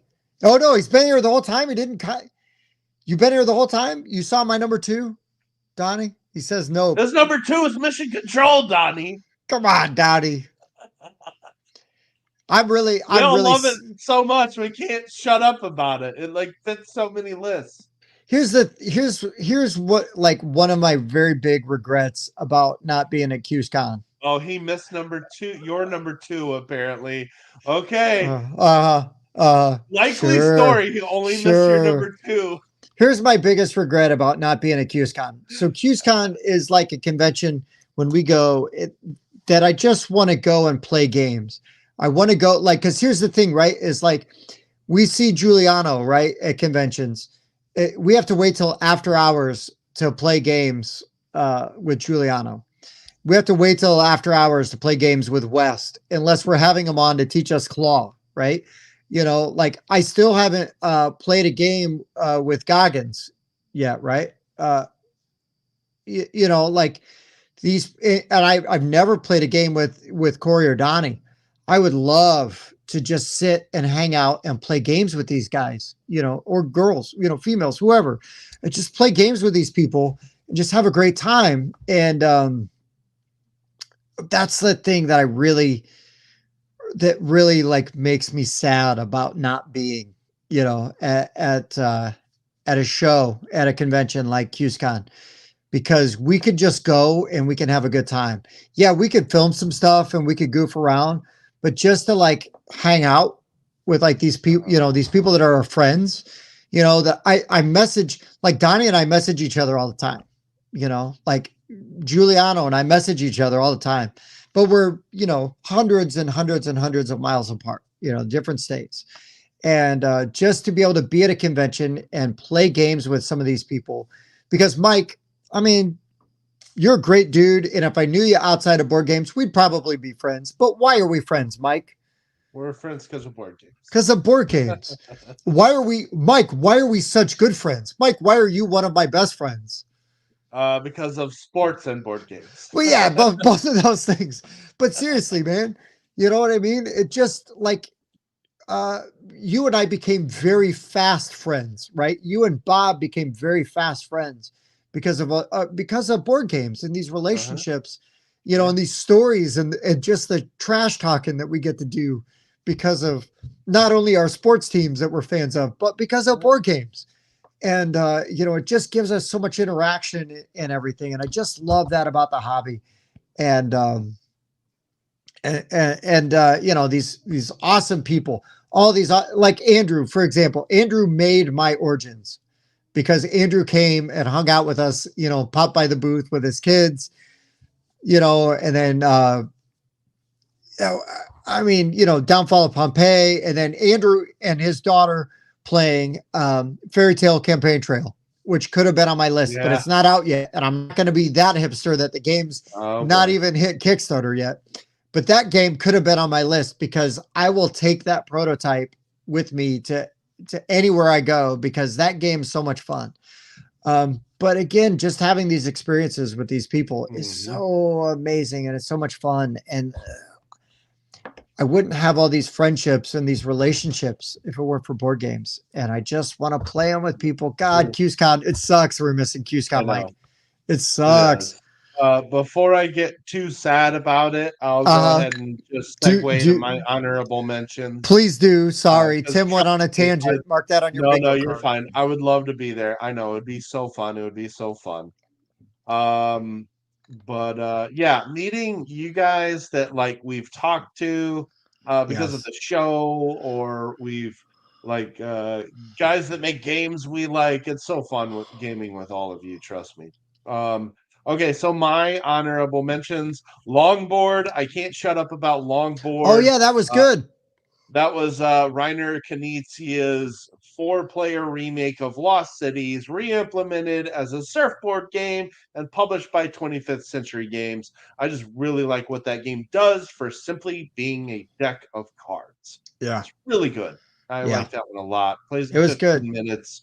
Every game feels a little different. There's We played even we played that like back to back we played last week at twice. your house. Yeah. That's Or 2 pretty weeks much ago, like whatever that was. mandatory. Yeah. Yeah. So I haven't played it in a while, but man, for a while I was constantly bringing bag of chips. Oh, bag of chips is really good. Yeah. Bag of chips is a lot of fun, especially if you get a group that really gets into that push your luck part of that game that it Mhm. has. Um, trick taking game that I finally bought and have played and I've been enjoying is Gorus Maximus. Oh, that I, game's good. I really like that little trick taking game. And again, it's just a deck of cards with a marker to show what the current suit is. I like that you can change the suit just by playing a different color, but the exact same number as what was led. That Kind of like switches the suit. Uno meets euchre. Yeah, you can switch the suit by playing the same number, and I really like that. And then different cards will give you different points. It's not always which one is the highest number that won you the trick. There are some cards that are worth nothing if they're not currently trump, but if they are trump, they're worth 5 points towards your round. really like Gores Maximus, and that actually works well with two players. That's all I've played is two players. I can't Yeah. wait to play this with 4 and 5 and 6. The game's great. Uh, Biblios is one I bring Oh, good all the one. time, and it's just a deck of cards and 5 dice. It is a set collecting game that is card drafting and also an auction. And it does this in 20 minutes. It's really, really good. I bring Biblios all the time. Let me get into some another Knizia game real quick and another auction game. If you know me, I love my auction games. Modern Art. Modern art is basically an auction game of buying and then trying to sell art higher than what you bought it for. It's a lot of fun. I enjoy that one a lot. Plays in an hour, goes up to 5. Everybody's involved the whole time. Really fun. Another auction game that goes up to 5 and is a lot of fun is QE.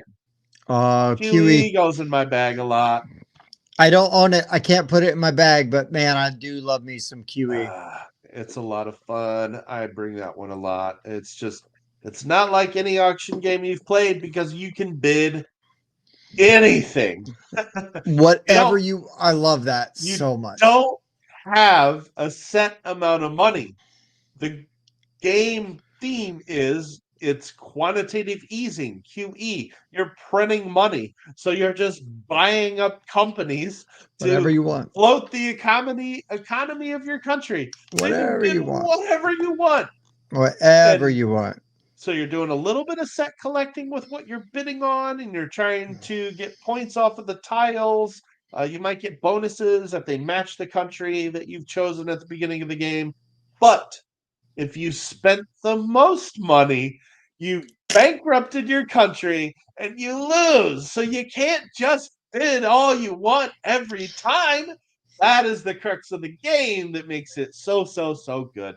It's a social experiment. That's what that game is. I I love that love game. seeing how different groups change the dynamic of the game and the values of what you're bidding on changes every game. I really enjoy that kind I love that game.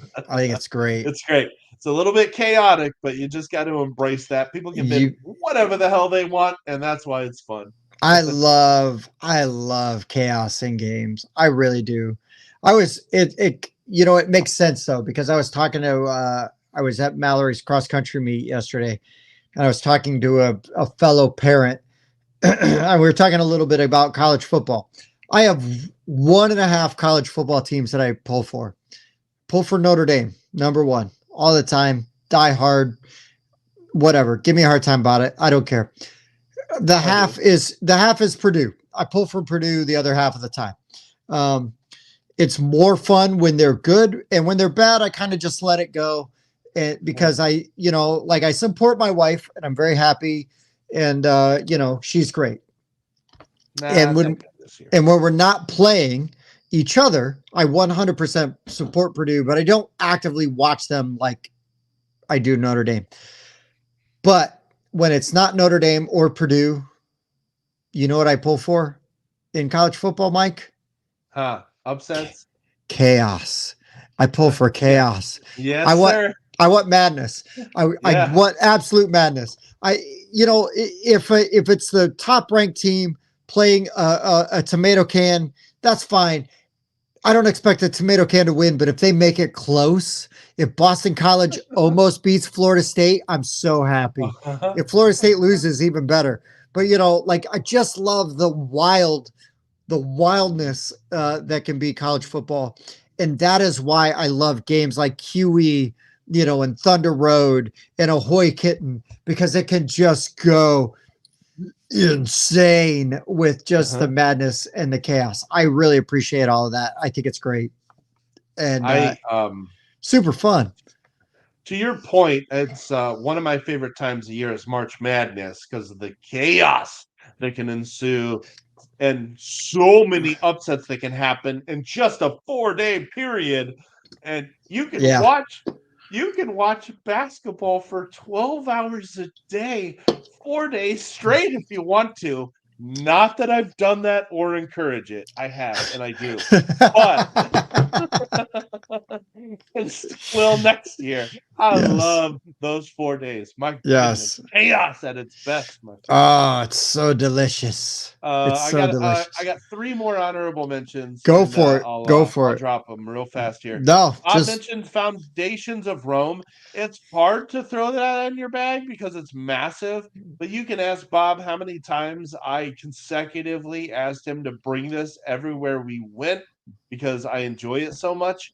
I did the same thing with Planet Unknown, which I know you don't love either, but I finally backed that one, so I will have my own copy. That's great. And then my two other quick honorable mentions. Chinatown. I bring that one all the time. oh, I need to buy I that never damn I game. never get it played as the problem, but I love Chinatown and you can Mike. play that with any group. Okay, so Mike, you and I need to play Chinatown and Splendor Duel like in the same day. We just got to do There it. you go. Nice. Chinatown's Well, really just good. I've only played it virtually though. nice. I love it. I think it would be really fun.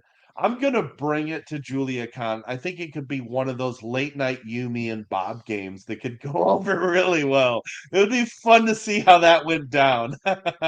I'm here for um, it. I'm here for it. uh, Let's do it. and then last one that gets tossed in the bag a lot because it's easy to teach, and this is a full size game. Smartphone Inc. It Great is game. so elegant and easy to teach, and you're done in 90 minutes every time. It's just so smooth. Just you go through the phases right on down. First, you set your price, and then you do your logistics, and then you're going to get your technology, and then you're going to move your guys. Uh, then you're going to sell stuff. It's so good. It's so good. I need to play it again.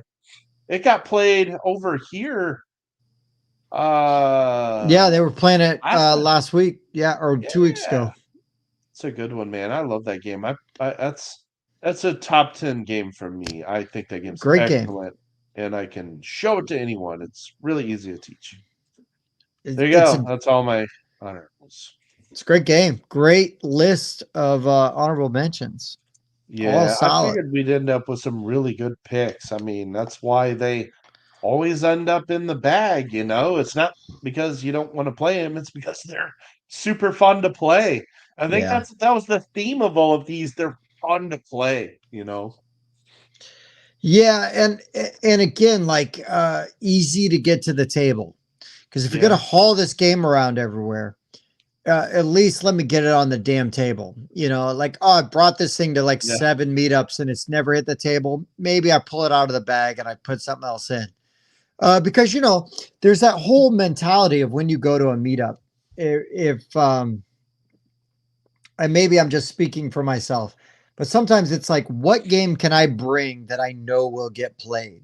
And I don't have to like fight for it or be a dick about it because it's all like this passive aggressive thing, right? You put out all these games, they're like, technically, I brought these games because I will play any of them. Please, somebody ask me to play one of these games. And there's 30 other people doing the same thing you are, right? Like, play any of these games. But if you've got the game like Heat or something like that, we're like, well, what's that? Oh, that's on the hotness. I want to know how to play that. Can we play that? You're like, winner, winner. Here we go. So there is sort of that meta game within the game of like, oh, how do I get my game picked for like games to get played at a meetup? Especially if you have a game that's been in the hotness and has been out of print. Right, That's right. been heat. That's why everyone has to play it. It has not left the hotness in nearly a year. It has not dropped below the 10 spot in that time. It's insane. So and sometimes if it's not a game everybody knows about, you just have to set it up and then people will come to you. Like, oh, what's that? But otherwise, the lighter games where it's like, well, they're still finishing up. There's three of us. 5 more people are going to be free. We'll break into 2 groups when they're done. What can we play? Oh, we can play Skull King. We can play Marvel Remix. We can play Ahoy Kitten. Oh, 4 of us. Let's play Mission Control. There's something to be said for those lists as well. Or just we'll play a bunch of rounds of the crew until they're done. We'll just keep playing the crew until that big game is finished, and then Yeah. we'll break into whatever groups we want. I mean, that's a legit thing. I mean, that happens. We'll play for sale. We'll play Las Vegas. We'll play whatever. Um, I don't want to get in a big game because Mike's going to be done soon. I told him I'd play something with him before I left. I mean, there is sometimes a strategy to the games you bring to a game night or a meetup or a convention, because there is a very distinct difference between event games and games that are always in my bag. There was two games that I took to Origin specifically so that I could play them with Sam Stockton because he asked me to bring them. Uh-huh. I got them played because Yeah. it was an event that we planned, you Both of know, both of them. And they're both big huge games. boxes. I hauled a lot of crap that I didn't need to, wouldn't have needed to Hmm. Origins. But guess what? I got them played because event gaming, right? Yep. Yeah. But these always in my bag games, man, super important. Don't sleep on them. And yeah, Bobby, you are correct. Um, they were both requested. Where? I brought them. Sorry, one We second. got them played. No, do your thing, man. Uh, it, so we talk a lot about sometimes. I mean, we talk about all kinds of games on here, and the guys will not all the guys, but some of the guys give me a hard time for loving some of these lighter weight games. But for me, it's just the value I get out of getting them played. If I get to play it all the time, and the cost per play, right? Cost per play goes way down. If I spend $20 on a game and I've played it 30 times, I mean, what is that? That's under $1 per play. So if you go to, I'll equate it to another thing I love doing, going to the movies. If you equate that to going to the movies, there is a cheap movie theater I can go to where it's like $5 or $6 for like a movie ticket. Is it the most amazing, movie theater? No, but they do run current movies. It doesn't have the best screen or the best sound. So let's just say I'm going to pay $6 to go see a movie I'm really excited to see. Well, if I can get a board game play down to under that value for me, perfect. Trevor's got my back on Happy Salmon. Yeah, Happy Salmon is what it is. It's a great game for what it is. I've owned that game now for like 10 years, and I've played it so many times with so many people and give so many people, like, we all just kind of have a fun story from playing it. Um, yeah, totally worth it. Hey, Mike, now that you're back, Sure. uh, Um, I had to go, and I was just way too hot, so I killed two birds with one stone, no, shed you're a cool layer, and because went. now it's your turn to fill because I got to go take a leak. So you fill, I'm going to use the restroom. We're getting too old. Our prostates are swelling. Uh, yeah. Um, yeah. Ahoy Kitten is ridiculous fun. It just is. There's something about it. It's just fun. There's something to be said about you don't sometimes need a lot of rules or a ton of strategy. You just need to have fun when you play games. And Ahoy Kitten is a blast. Simply put, that is, of course, why Tim always brings up Happy Salmon. I mean, it's goofy fun. It's not bad. Like I'd play it again. I didn't dislike that game, but that's why he always brings it and always mentions it. Um, and so these ended up being a lot of games that are just super fun to play. It's the whole reason we get together and play these games anyway. Donnie, if you're asking that question, then that means it must have been a very suboptimal move.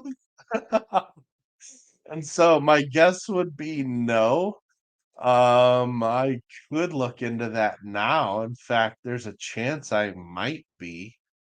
I do have several tables going now. So once again, if you are on Board Game Arena, drop your gamer tag or join our Discord and drop it in there. Been getting back into that. Several of us have. We've even got a board game rundown group, so that's cool. Um, Space Team. I have heard of that one, Trevor, but I don't really know anything about that, how that one plays. Um, and yeah, it's funny how I've already had a couple people ask if I have pants on. So shorts, yes. Couch mic is more exposed here, like over where I used to sit, is really only about here down, so I felt sort of safe pulling that off. I wasn't, but I felt safe pulling that off. Whereas here, yeah, we're a bit more exposed. We likely won't be taking any chances. Yeah, no thanks is another one. In fact, I should just grab them, especially at Tim's back. I've showed it before, but it's again one of those 3x5 containers.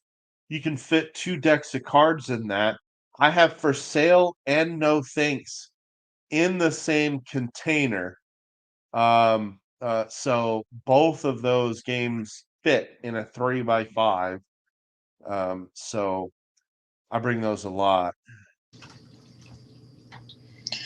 So Trevor's talking about Space Team. I've only ever played Space Team on the app, and the app is super fun. Um, but I have not played the board game version of it proper. Yeah, I don't I don't really know much about that. Oh, it's super I'm over here looking at it. wild. It doesn't even come up on BGG. Oh, Space Team. Yeah. And then I need to. I've never played No Thanks. I need to play No Thanks. I need to play Cockroach Poker. Eric Lang Yes. and some other people have talked about like Cockroach Poker being one of their favorite like all time games. I know Wes likes to talk that one up too, and I've had that one on my wish list for a long time. But the problem is, I want the Moth expansion, the Cheating Moth expansion. And Okay. there's a version that comes with that, and it went out of print for a little bit. I'm trying to find a version with that, and I can't. I may just have to settle and just take Cockroach Poker base. But yeah, I really just need to buy that one. I've heard Mhm. so much good Me things about too. it. Me too. Me too. So many. Yeah. I mean, there's so many games that could be on this always in the bag because Oh again, yeah. right, if it's always in the bag, that means there's games that I always want to play. And the guys give me a hard time for loving a lot of games, and I do. I really do. And so there's but I will say to my credit, like I also am down to play most games most anytime. Now there's a few games where it's like, oh, I don't know, Wonderland's War. I don't want to spend 3 hours playing Wonderland's War when I could play like 5 other games that I'd rather play like in that amount of time. I thought Wonderland's War was fine. It's not my jam, but or it didn't hit for me like it did for Mike and some of the other people in our group, like Bob. Bob loves Wonderland's War too, right? Yeah. I know Jason from Board Game Mechanics, friend of mine, also loves Wonderland's War. Maybe it was the time I played it. Maybe it was the player count. I don't know. Um, It's I'll long. I'll definitely play it again. 100% will play it again. But it didn't. I mean, there's games. The When I sat down and was playing Concordia, 3 turns into Concordia, I'm like, I love this game. I need to own it. This game's amazing. Yeah. Um, that obviously doesn't happen with every game. Sometimes the third time you play a game, you're like, oh, okay. This game's amazing. I want to own it. I need it. And, Hmm. I just haven't gotten there with Wonderland's War. I didn't think it was bad. I don't think it was terrible or anything like that. Um, but Wonderland's War was one of those games for me. Like mhm. just a few turns in, I'm like, oh my gosh, I love this. Yeah, Yeah. thanks, Nick. Let's just throw Bob under the bus for forgetting to say Oh, everyone Nick's should beat him to the smash punch. those thumbs. We appreciate all of you being here. We have 16 people watching, so we better have a minimum 16 likes on this video when we're done. I love it. Uh, thank you all. You're all great. Love the comments, love the feedback, and yeah, honestly, just interacting with you guys is one of the highlights of the week all the time. Well, like early on, very like one of the first comments in the chat, Nick said something about I've had a rough week. You guys better, make my week better, no pressure. And you know what? Like, seriously, I had a rough week too. But like at no point in time was I ever dreading doing the show or not looking forward to the show.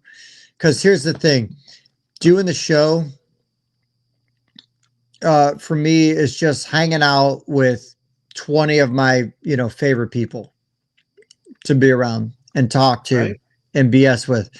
Yeah, Mike, you and I are talking directly to each other, which we do basically every day because we send voice messages to each other, and stuff, which is great. Trust me, I love it. But like talking to you guys, whether we're talking to you in the Discord or, like throughout the week, or we only see you here, I love it. It makes my day. It makes my damn day so much that just to interact with y'all and do this. I know I say it every week. I say it every week. I love it. It means so much to me. But it really, I say it every week because it really means so much to me. It really does. If today was a Tuesday, I would have gone to bed like, oh, okay, whatever. Like I'm just glad that day's done. But it's not. It's not a Tuesday. It's a whiskey Wednesday. So I get to have Yeah. some beverages. I get to hang out with you guys. We get to talk about some games. We get to laugh at our inside jokes, our running jokes. We get to laugh at our bingo cards. Check them off. Let's go. Uh, so hell yeah, Running hell yeah, jokes Knicks. and the goofy interaction and the puns are all awesome. And just as a reminder, again, because I've mentioned it plenty of times, but Wednesday is my long day. It is the action day for me. So I have a 10-hour workday every Wednesday. It is by far my longest, most stressful day. Today was one where I came home and took a 45-minute cat nap before we Oh, got on the stream. But sometimes I just have to. I am so sometimes mentally drained when I get home Wednesday that to then have to interact with Tim for like 2 to 3 hours is that's like, rough on anybody. That's rough how on am I anybody. gonna how am I gonna do this? But obviously when we're streaming, I want to have energy like you guys deserve. Well, So I and make it's sure I funny. rest up if I have to. My Wednesdays used to not be so bad, but Clark now has baseball on Wednesdays. So like Mm. I run home from work, I get him fed and myself hopefully fed. We get to baseball by 5:15. It kind of starts at 5:30. And then we go to baseball until 7. And then we get home as fast as I can. Like today I was like, okay, I've got like 15 minutes. I'm going to take like a super quick shower. So I did. I took a super quick shower, ran downstairs, and was like, all right, Mike. Like it was literally like 7:58, I think, when I jumped on the StreamYard tonight It was. for Mike and I to get ready to go. And but I don't care. Like I love doing it. I love hanging out with you guys. It's worth it. Um, we would I mean, Mike and I would probably do a live stream anyways because I think we would have just evolved into doing that and enjoyed recording our conversations. But we do it on Wednesdays specifically for the people that we get on Wednesdays because there could be easier nights once we got deep into this and we're like, oh, but you guys on Wednesdays are the best. You guys Yeah, are we've the best. we've thought about um we've thought about doing some Thursdays. There Uh have huh. been some Thursday streams. Mm-hmm. Um But I now they're know going to have to be in addition. Fridays have been a possibility. I know Dan and Bob were talking about doing some news content on Friday. Mm-hmm. And Bob and I hang out a lot on Friday. So, yeah, there might be some other opportunities that'll spring up.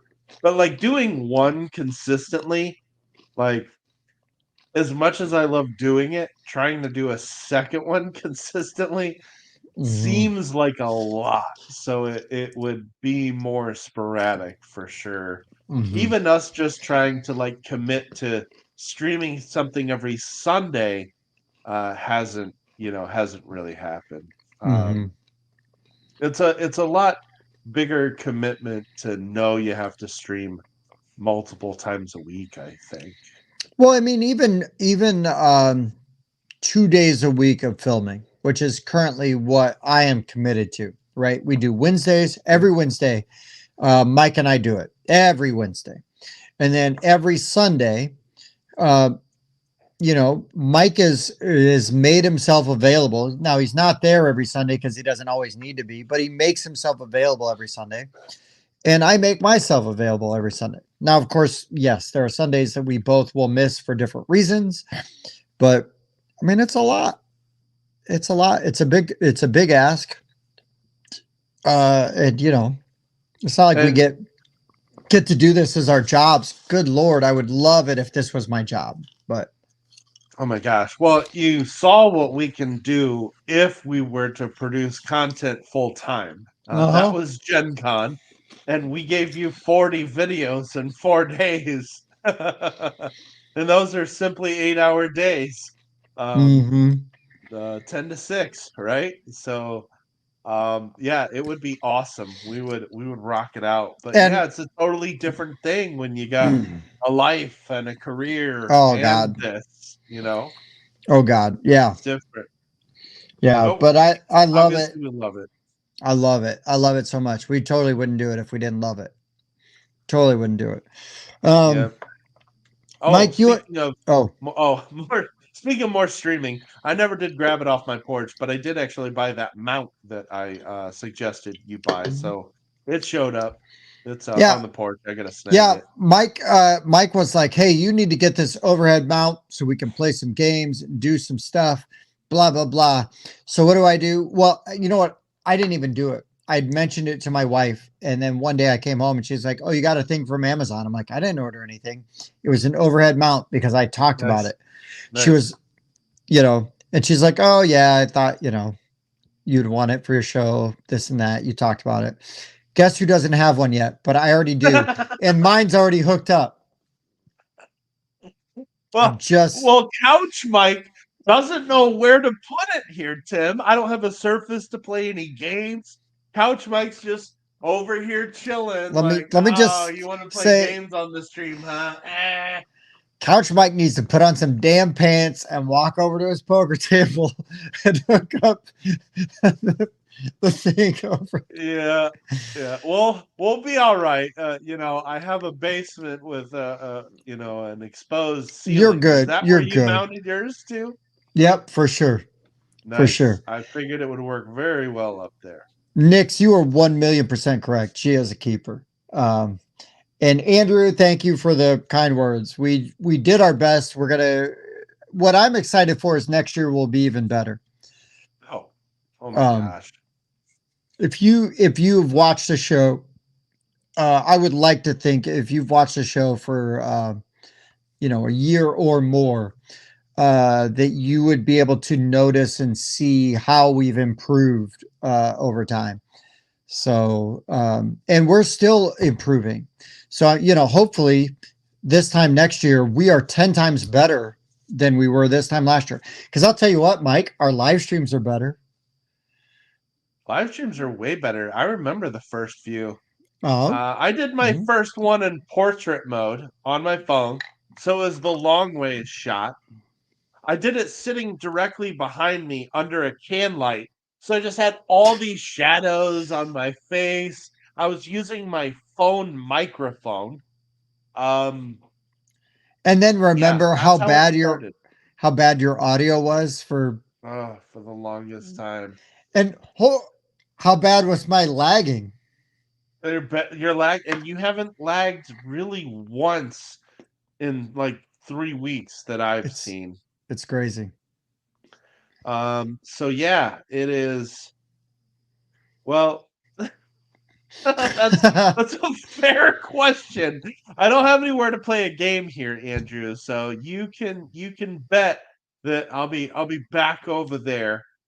And again, any of you that are local or even semi-local and want to play games with us, all you got to do is reach out. We love playing games with people that watch the show and So, talk, chat about games with us. Mike, did you see? So, Nix, did you find us because of that overrated video? I gotta That's a good know. I question. gotta That's know. still our most Yeah, popular video. and Brian, yes, we do have it now. We do have a Patreon, and it's slowly growing, and that's great. Ah, That I that hate stuff. will allow us to, produce more better content. Um, and then, yeah, if Yeah, you're not local, there's always Board Game Arena. Guys, I will, after this weekend, I will make a commitment to be on Board Game Arena to play and lose some games against some of you guys. Oh, Brett's going to be in Warsaw. Hell yeah. That's Papa's nice. Soup in the house. It will be Yes, awesome to get to play a game with Brett. I would not play. Brett and I used to play the games together every open game night every week. And now it's been at least 6 years, probably. So I really look forward to playing some games with Brett, hopefully at Warsaw in that's Warsaw a next weekend. good excuse to mention it. That is Tabletop Adventure Fest. It's in Warsaw, Indiana. That's about an hour south of us here in Mm-hmm. northern Indiana. That's Saturday, September 30th. It's got a website. I've got a video. You know, it's going to be fun. We're going to have a booth. We're going to play whatever we want. We are going to film some stuff. We're probably not going to go crazy with the filming. Probably concentrate more on just having fun with it, because And it's going to be a really small con. And I will tell you though, they're giving away games at this con, and then Mike and I are Yeah, also, and Bob also are giving away games at our booth. I'm that's not gonna say that Mike's gonna give away his copy of Heat because I've already traded it to like 30 people in the Discord. But right. I will say that there are free games that we will be giving away, and Hmm. we're gonna have the prize wheel back. We're gonna be doing that. Um, and then yeah, Nick's. Oh, so it was a suggested video, and you found Nick's. What serendipity, dude. What a beautiful thing.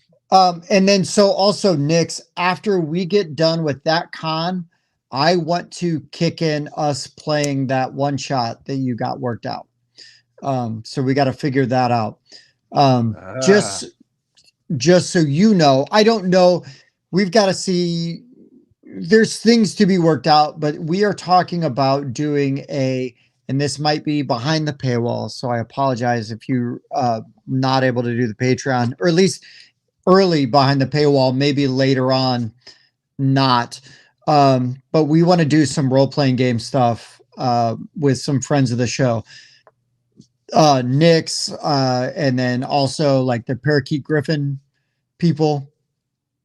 I we've talked about doing some stuff with them that I think will be really fun to live stream because you're going to get to watch us goof around and do some crazy stuff.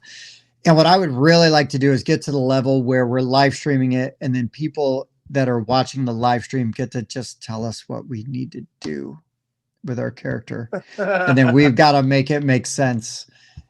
Um, I think that could be really fun. So, okay. I'm but I'm interested in seeing how this can go. And also reminder, never played a single role playing game. Mike, listen, I've watched you play Fairy Tale Campaign Trail. I have watched you buy in and be a good sport, even on stuff that is not your favorite, but you're there for the experience and you're not trying to like rain on anybody else's parade. Dude, it'll be fine. It'll be fine. And I even see. then, and the other thing is, right, even if we're playing some advanced D&D, right, with Nyx, and that's on camera, and you're like, I have no idea what I'm doing, that's going to be fun to watch all in itself. It's going to be like, oh, well, here we go, Mike. Are you ready for this? Here we go. Like, you're just going to get to watch all the crazy inside jokes and like us going nuts on each other Okay. and messing with each other. Oh, Um, but those are some things we've got coming up in the works. I just needed, like, sometimes you just got like things on your calendar where it's like, I need X and Y to be done. And then I can like put in some bandwidth. I can like dedicate some bandwidth to mhm. this. And we've got an opportunity to play with a friend of the show, um, Nyx, and we're going to do it privately first, just kind of see how it goes and everything with him.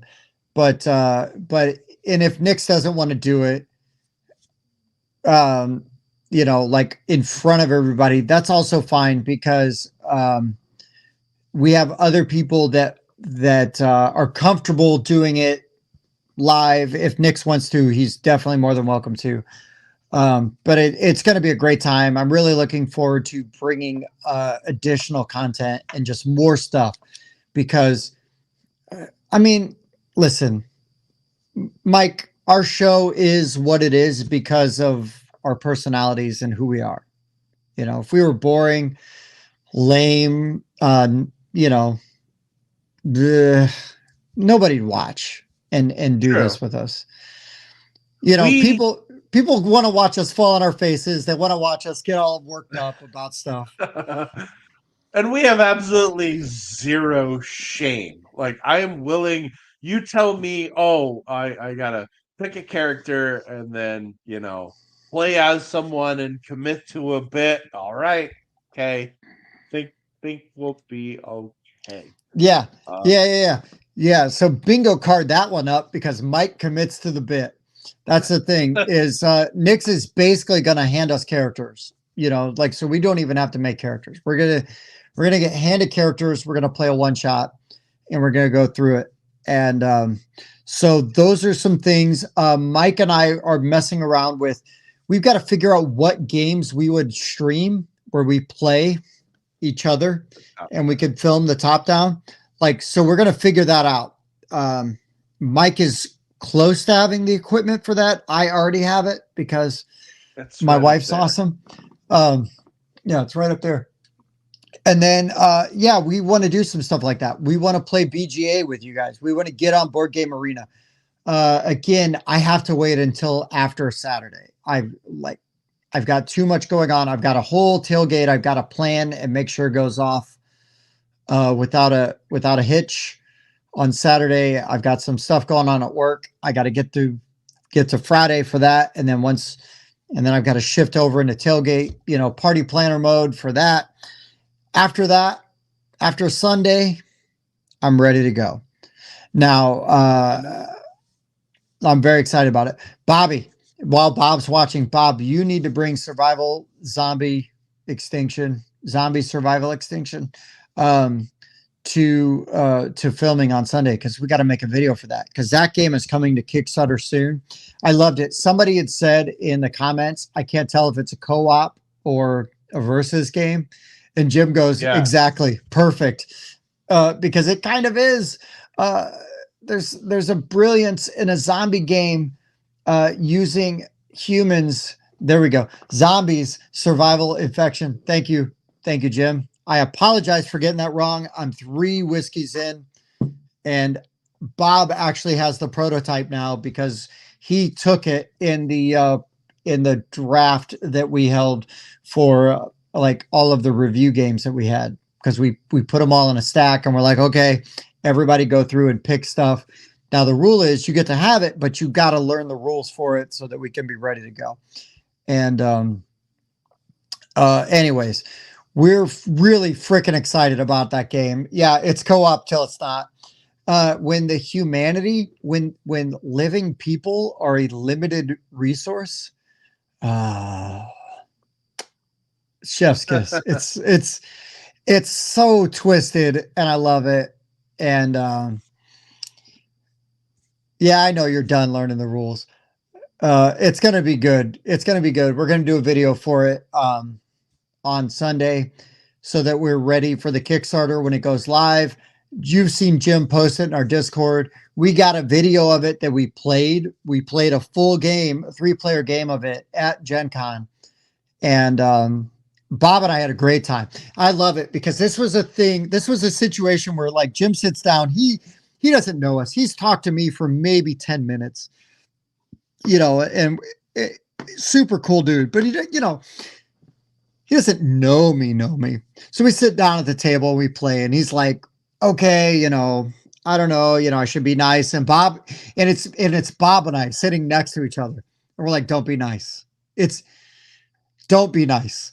And we played that game and we kind of went all out on that game. And like I think Jim was a little reserved early and then saw like what Bob and I were very willing to do to each other very early on in that game. And he goes, okay, that kind of game.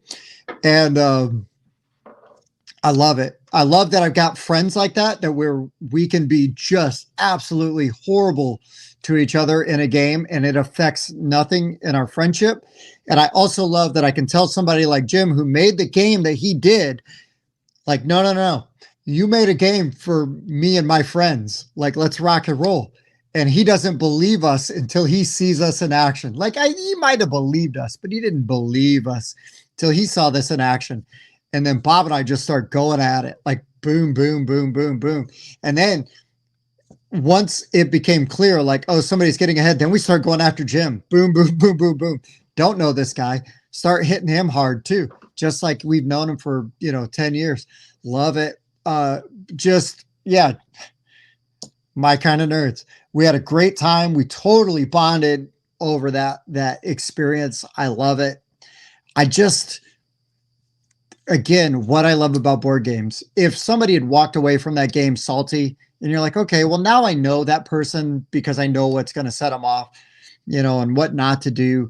But when I can play a game like that and be just as mean and cutthroat as I want to be, because that's how that game really sings and they all have a great time and we come away with a really good story. Who gives a shit? Like, what an awesome time. And that's why, again, it makes it very easy to talk about Jim's game and be excited about it because it's like, no, we legit had a really fun time playing. The art is top notch anyways. And then, which he did a lot of it, right? If not all of it. You can correct me if I'm wrong there, Jim. I don't want to discredit if you had anybody come in and help you out with that. But yeah, just a great time. Super fun. I cannot wait to make some content on that. Mike, what did we film last weekend while we're talking about stuff we got coming up down the pipe? We did a Hoy kitten. Jim, did you do the graphic design as well? Like the icons and all that too? Just wonder. That's pretty awesome. It says illustration and design in his name, so I'm going to assume. Listen, dude freaking nailed it. It looks great. I love the design. I love the colors he used. I love the contrast. I love that style of artwork. I'm not blowing smoke. He will be on in like 2 weeks? Not next Wednesday, but the following Wednesday. We're going to have him on to kind of talk about because his game's launching. But Jim's a dude that even if we weren't talking about his game, it's a guy I met at Gen Con and I'm like, your stuff is badass. I want to talk about you and I want to hang out with you. And like Jim's a friend for forever now, so. Oh yeah, that was his 9 to 5, because Jim used to do some of the artwork for the Wizards of the Coast Worlds of Darkness RPGs and stuff like that. Yeah, day after launch, we're gonna have Jim on. Nice. So it's a mean game. It's super fun. You'll get to talk to Jim and interact with him in 2 weeks. But I look forward to it. It's a wonderful fringe benefit of having the show. Because if I knew Jim in real life, we'd be friends just because of similar tastes in stuff that we like, and we can play games like that, mean as hell, and have a great time. And I love it. What else did we What cover? else Oh, did we play? We covered the Spill from Smirk and Dagger, yes, designed by Andy Kim, who we met Andy at Gen Kim. Con. Yes, That super is nice a dude. really fun co-op with a really, really awesome theme. It encapsulates the theme well. I love that oil tower, that oil Hmm. rig dice tower. It is so smart. It is so smart. We encourage cocktail crafting on our stream, Jim. We do. Uh, I'm just not creative enough to sit over here and mix stuff. So, I'm just too lazy. um, yeah. So, yeah, the spill was really good. We also played Fossilis Yes, from David Diaz. Kids Table Board Gaming, and I really enjoyed that one. I have not seen a game. I mean, you actually feel like you're extracting fossils out of the ground, and it gives you toothpicks to do it and pull it out. That's really, Not really toothpicks, cool. tweezers. Tweezers, toothpicks. Good lord. Yes, you take toothpicks, you use them like chopsticks, and then you pull them out that way. It's very difficult. Don't, and yeah, don't try that. Uh, we also played. We played. There was a fourth one. Daedalus. Oh yes, which is a Kickstarter preview. Yeah, coming out next Tuesday. And then we played. Don't freak out. My phone is dying, so I'm changing angles. Uh-oh, here we go.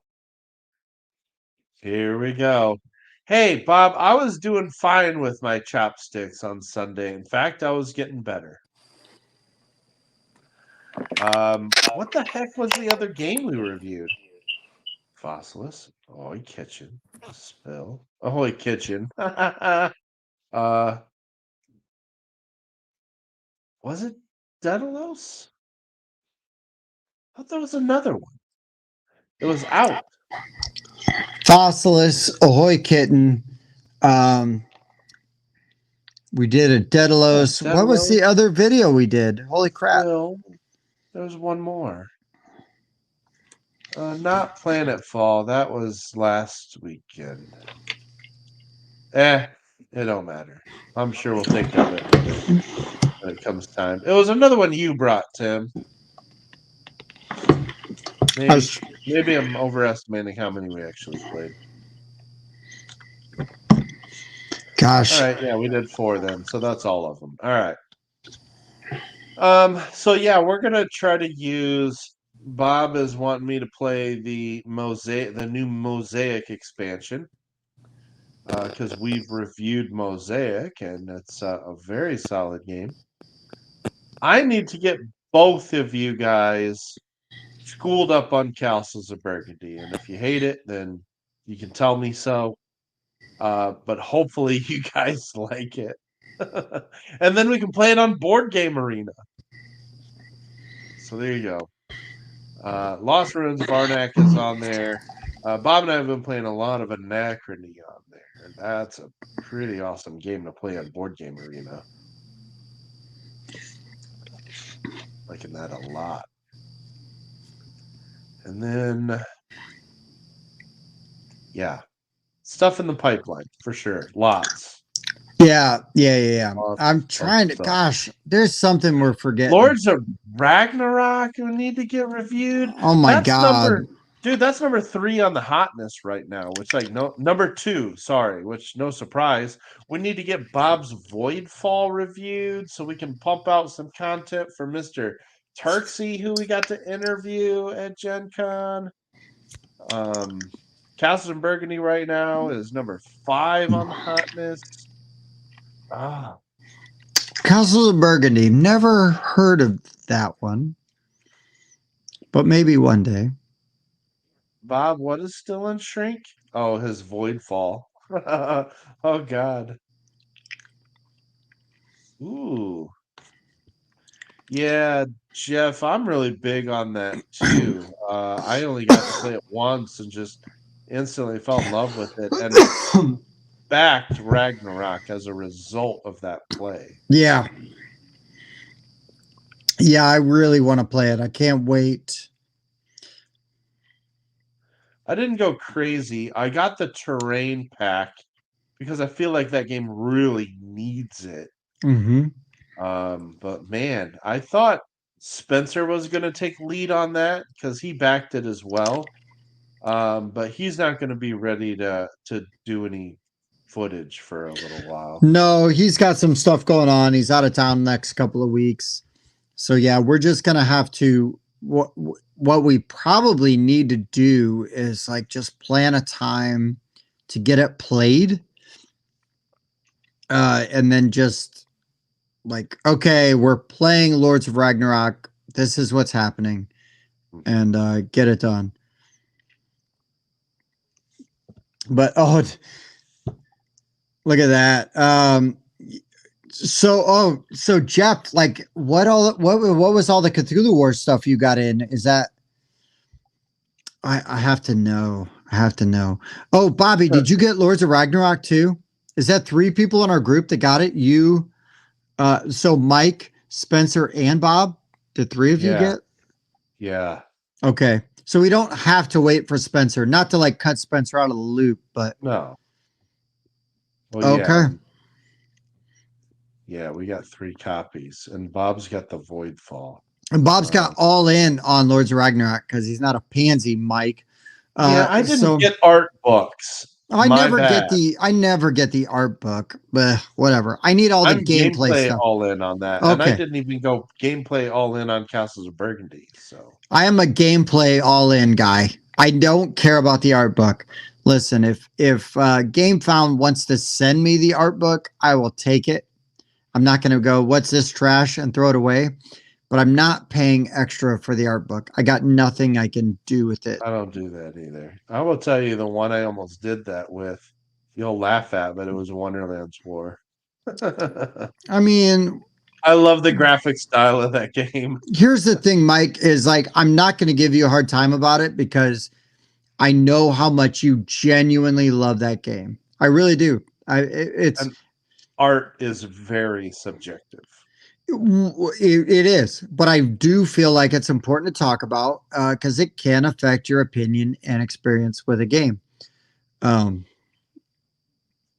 Uh-oh. oh yeah. I Listen. can't wait to see how that card turns out. So should we go ahead and discuss that, especially since he approved our last picture? Well, he said I can work with that. I don't know that that approves it, but Uh, oh, okay. Hold on, real quick, Jeff. So Jeff clearly must already have the base game. So you got Demon Sultan, Windwalker, Cho, and then oh, the High Priest, the maps. Okay, Penguins, Bubastis.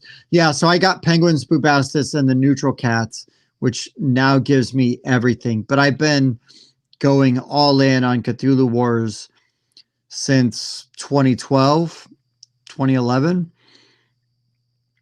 Um, so okay, I don't know if I got the Dunwich horror stuff.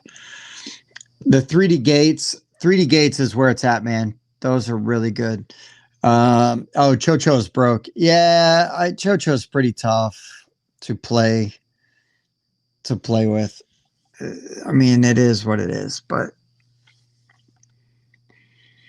yeah. So Jeff lives down like Florida ways. I wish he lived closer because I would love to get in with some uh Cthulhu Wars with the guy with the.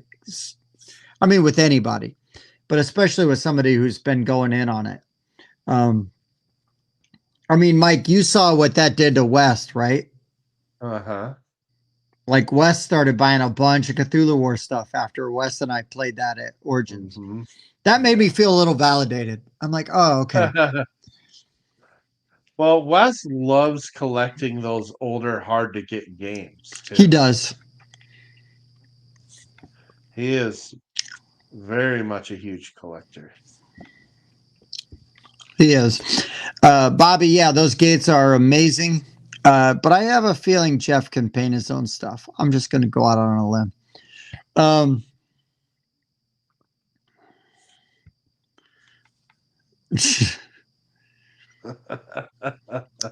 you got to combine boxes, man. If you got Cthulhu Wars, what I do is I take at least 2 factions and throw them in Ziploc bag, like giant, like 1 gallon Ziploc bags. Now mine are just ink washed. They're not like fully painted.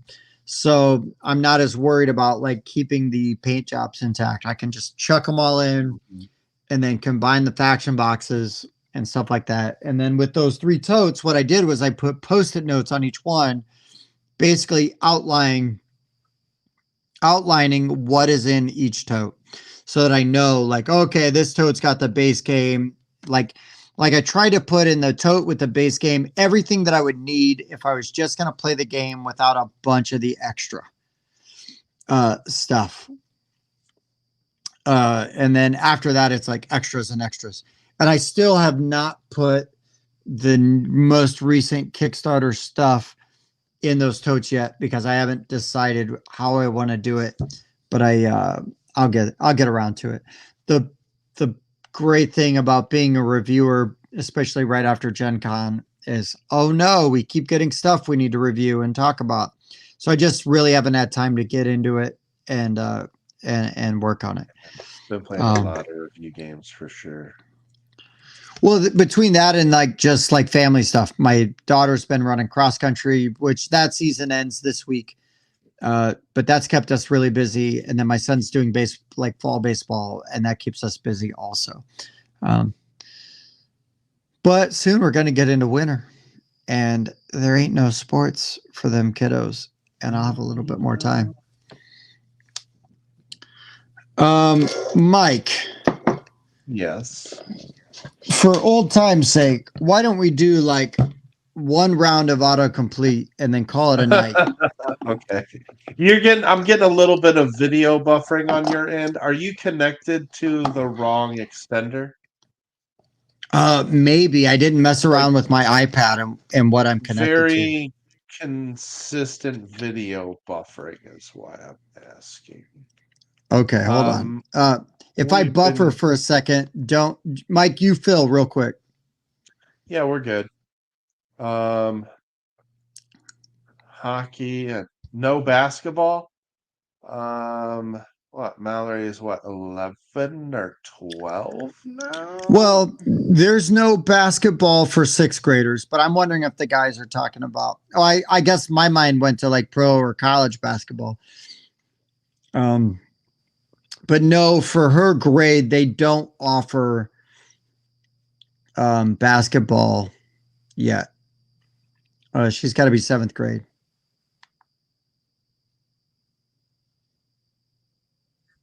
No middle school ball, huh? Nope. Yeah, that's all right. Yeah, that's definitely better. If you did switch, it's noticeable. Wow, good old autocomplete. Whoa. Right. Oh man. So Jeff has got his Cthulhu Wars pictures in the Discord. Oh my god. Now I got to go to my Discord. It's insane. See, I struggle to back games that show up with that much stuff because I just always go, how am I ever going to play all of this stuff? But it's different when it's a game you've already played before and you know what you're getting and you're just adding to that. So here's the thing. I'd be jealous, except I also have all of that stuff. It's insane. Oh boy. I'm just glad to see Jeff back in the chat and hanging out with us, man. Welcome back, dude. Really good to see you. Glad you're here. All right, Mike. I've got an autocomplete. I randomly drew, and I think you're going to be great at it. Oh boy. I don't know. This might be a very telling Autocomplete. All right. You ready? Yeah. Are we just alternating? Oh wait, no, it's me versus the chat or whatever. Yeah.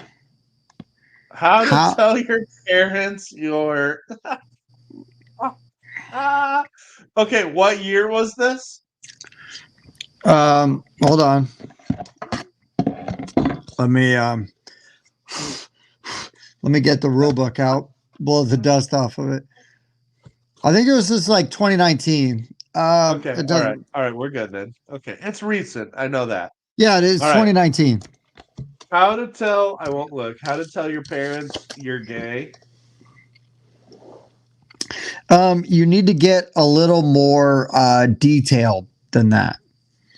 Oh, wow. Okay. How to tell your parents you're homosexual? More detailed than How to that. tell your parents you're transgender? There you go. That's on there. Okay. How to tell your parents you're moving away? Ooh, that's number one. Good job, Mike. How to tell your parents you're dropping out of college? Ooh, not on there, but that's a good one. How to tell your parents you're getting married or you're engaged? You're engaged? Yep, that's on there. How to tell your parents you're eloping? Nope, nope, no, no, no. You've already got the engaged. Well, that's a different thing. But I'll tell you the other one you were on earlier. There's some more variations on that. I'm just giving you some clues. I wasn't looking at chat, so pregnant's a good one. I didn't think of that. Pregnant is on there. Nice. Arrested, yeah, that makes sense. I'm looking at Not the chat now, not though. on No. there.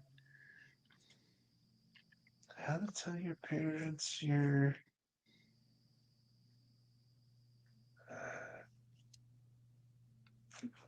Here's a clue. uh, Here's a clue.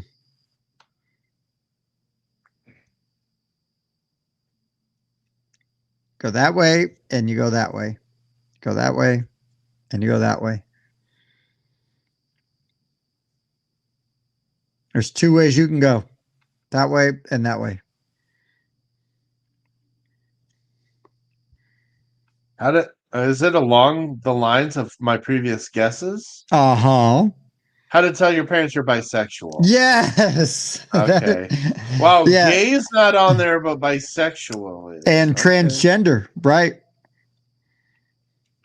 Wow. What is Bob naturally? Um, That is also a unique kink. But Bob is not this, but he is, but then the kink is its own thing. I don't know how to answer that. Same thing as your dog or your cat might be.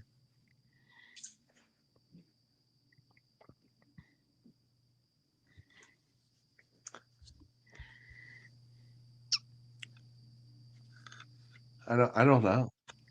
Furry. Oh, you're how to tell your parents you're a furry? Yeah, that's on there. Oh my god. Bob likes furries? No, Bob is furry. He has a lot of hair. Oh. I was like, what? What kind of creature are we talking about? I'm like, well, he should have had a hand Gen Con then. Good No, times. no And doubt.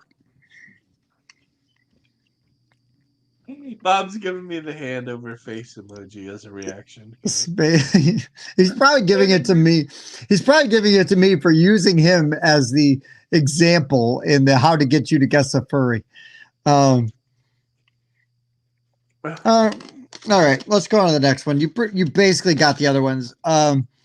Moving out, moving in with your boyfriend, dating somebody, depressed, bi, transgender, pansexual, or a furry. Pansexual even. Wow. Yeah. Oh, this makes me nervous. Should I allow my daughter to be transgender? not not Should I allow my daughter to do porn? no, not on there. Should I allow my daughter to strip? Not on there. Wow. Should I allow my daughter to let her boyfriend sleep over? Ooh, we'll just cut that off early. Have a boyfriend. Have a boyfriend. Wow. Mm-hmm. Should I allow my daughter to Yeah, so Nick's kind of had it right there, right, with date. Oh Jeez. no, date is specifically one. Good job, Nix. You got that one. Have a Should boyfriend. I allow my daughter to wear revealing clothing? Close. Should I allow my daughter to wear makeup? Makeup's not on there. It could be a younger daughter. Should I allow my daughter to I don't have a daughter, so I'm sorry.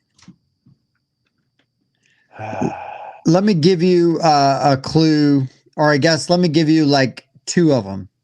Should I allow Okay, my daughter to have her own car? not on there. Uh, So should I allow my daughter to have a Snapchat? Is one. Should I allow my daughter to wear thongs? Is one.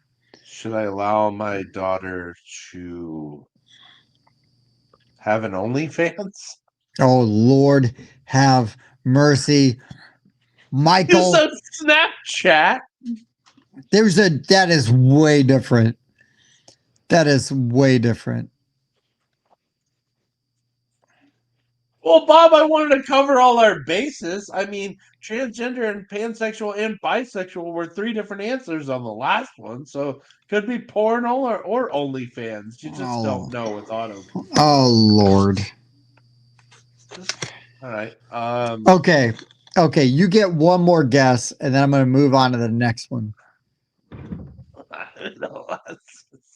I'm because struggling. this has gone sideways real quick. Well, I'm struggling here. Should I? It's almost like I don't have a daughter. Should I allow my daughter to go to a co-ed school? Nah, no. Okay. So the other ones are have a boyfriend, wear a bikini, wear tampons, have Instagram, smoke, shave her pubic hair, nightmares, and pierce her nose are other ones. So Wow. Jazz, So this is implying that parents are aware of their kids shaving their pubes. dude, I do not want to know. I don't want to know. I have never had that conversation with my mom and dad. I just want to get that out there. So let me tell a really funny story. This is not about pube shaving. Real quick. Oh, My daughter is a tomboy. Okay. Uh, she's not super girly. She's been running cross country. She loves it. She had a conversation with my wife in the car on the way to school the other day where she's like, Mom, I'm trying to decide if next year I want to do cheer or if I want to run cross country. Now, keep in mind, my daughter has never done anything with cheerleading, and she's actually really pretty good at cross country. Like legit for a sixth grader, she is finishing in the upper 30% of like all the girls running in her school. So out of nice. sixth, seventh, eighth graders. So she's legit like pretty decent at it. And so my wife's like, we don't want to poo poo anything, like we want you to have options. So, Kelly's talking to her and it's like, well, do you know what cheerleading is? Like, really? And she's like, yeah, you go and you root, you root for other teams and you do little chants and stuff. And Kelly's like, well, you'd have to wear a skirt, right? And then Mallory goes, well, I think I'm going to do cross country next year. That's great. That's my kid. I love that. I love Kelly's response to handling that as the mom by not steering her, but steering her. Listen, if she wants to do cheer, I'll be at every one of those games she's cheerleading at, and I'll pull Right. for her. And I'll be there yelling and screaming and hooting and hollering, just like I am at every one of her cross country races that I can be at. I got a big Kelly and I bought cowbells, and we ring them real loud for her team. I run along Mallory, like alongside Mallory, as long as I can when she's running cross country. Not too much to embarrass her, but just to like, because I'm so excited and worked up. I love it. But yeah. Anyways, all right. Last auto complete of the night. And let's see what you can come up with this. Were there really? Oh my gosh.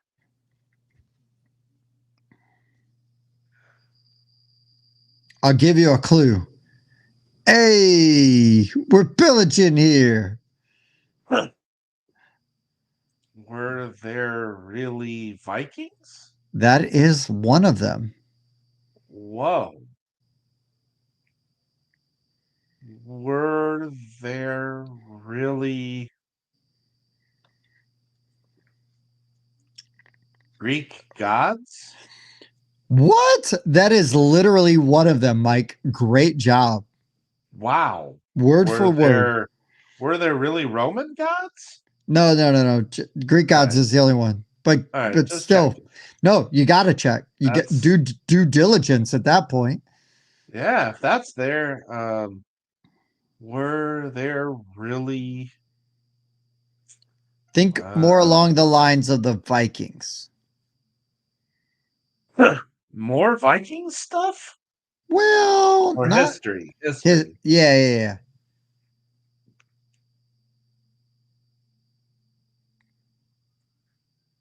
Wow. Were there were there really multiple ice ages? Nope. Were there really I Ooh, caught it. I'm just gonna say it out loud. Were there really dinosaurs? no. But if you keep looking in the chat, there's a correct answer in there. Oh, but oh, yeah. Were there really cavemen? No, you just had it No. and you missed it. Wait, the pirates one? Pirates is number one. Wow. There's So pirates now. I am the captain now. Um, yeah, I went to you guys for inspiration. I'm struggling. Hey, Paul. Speaking of people that have a game coming up, his is coming out next Tuesday. That's my birthday, by the way. Oh. Yeah, yeah. Okay. Here you go. Were there? I'm gonna give you another clue. Porthos, D'Artagnan, and who is the third one? There's three of them.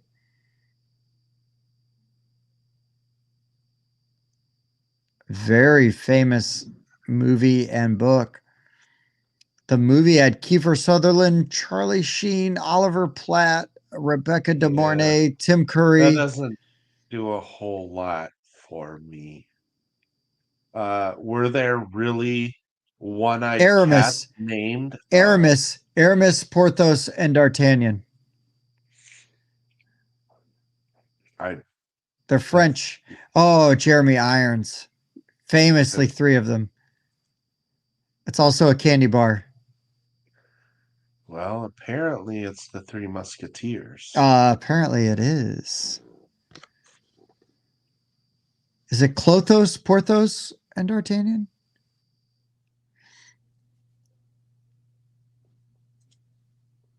Man, But yeah. Aramis, yeah. I think Clothos, no, Clothos is one of the fates that snips the threads of, anyways.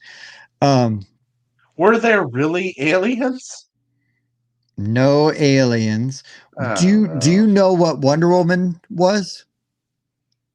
Like not a comic book character, but like where is Wonder Woman supposed to, like what is she? Do you know? Nah, probably not. What would you call like a tall woman that's maybe strong as well? Were there really Amazon women? Yeah, Amazons. Really? Um, Oh, okay, so we did. Oh, what's a great, I don't know. I think it's a great movie. Oh, I'm blanking on his name. It's a Zack Snyder movie, and they're fighting off the Persians, and there's a very specific number of these people, and they're holding them were there off. really 300 Spartans? Yes. Huh. Athos, Porthos, Artemis? It's not Artemis. Artemis is not the third musketeer. D'Artagnan is totally one of them. I thought it was Aramis. Anyways, let's see. Oh, how about this? Mike, have you ever seen one of the greatest versions or styles of this kind of movie of all time? You ever seen Tombstone? Yes. Okay. Who are the bad guys in Tombstone? Billy the Kid. Nope. Uh, Generic term. What was Johnny Ringo? oh, Do you remember? were All the they guys, really? and it's a term that you know. Yeah, Okay, so if you're a kid, and what was John Wayne known as? Like I'm famously. Nick says Cowboys, Yeah, but cowboys. Were there really cowboys? that's almost so dumb that I refuse to let my brain think. Oh yeah, people would Google were there really cowboys? I Yep. just No, people Googled it. According to this I game, which is 1,000,000% that correct. You ready for something even dumber than that? And my and I brain just wouldn't even go there. I apologize if this offends anybody, but I think that this is pretty sad. No, Were no there offense for anyone that guessed it, but some of these answers are just really dumb sometimes. were there really trains in the Underground Railroad? I'm not joking. Oh my god. I wow. Like just pay attention in history class, like a tiny bit.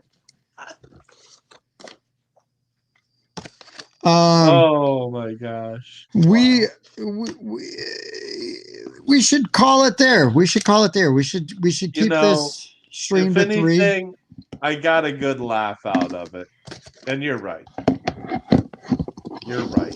But we do need to, my mount's up there.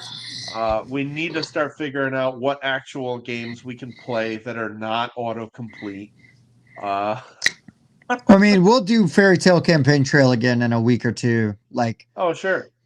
I just Absolutely.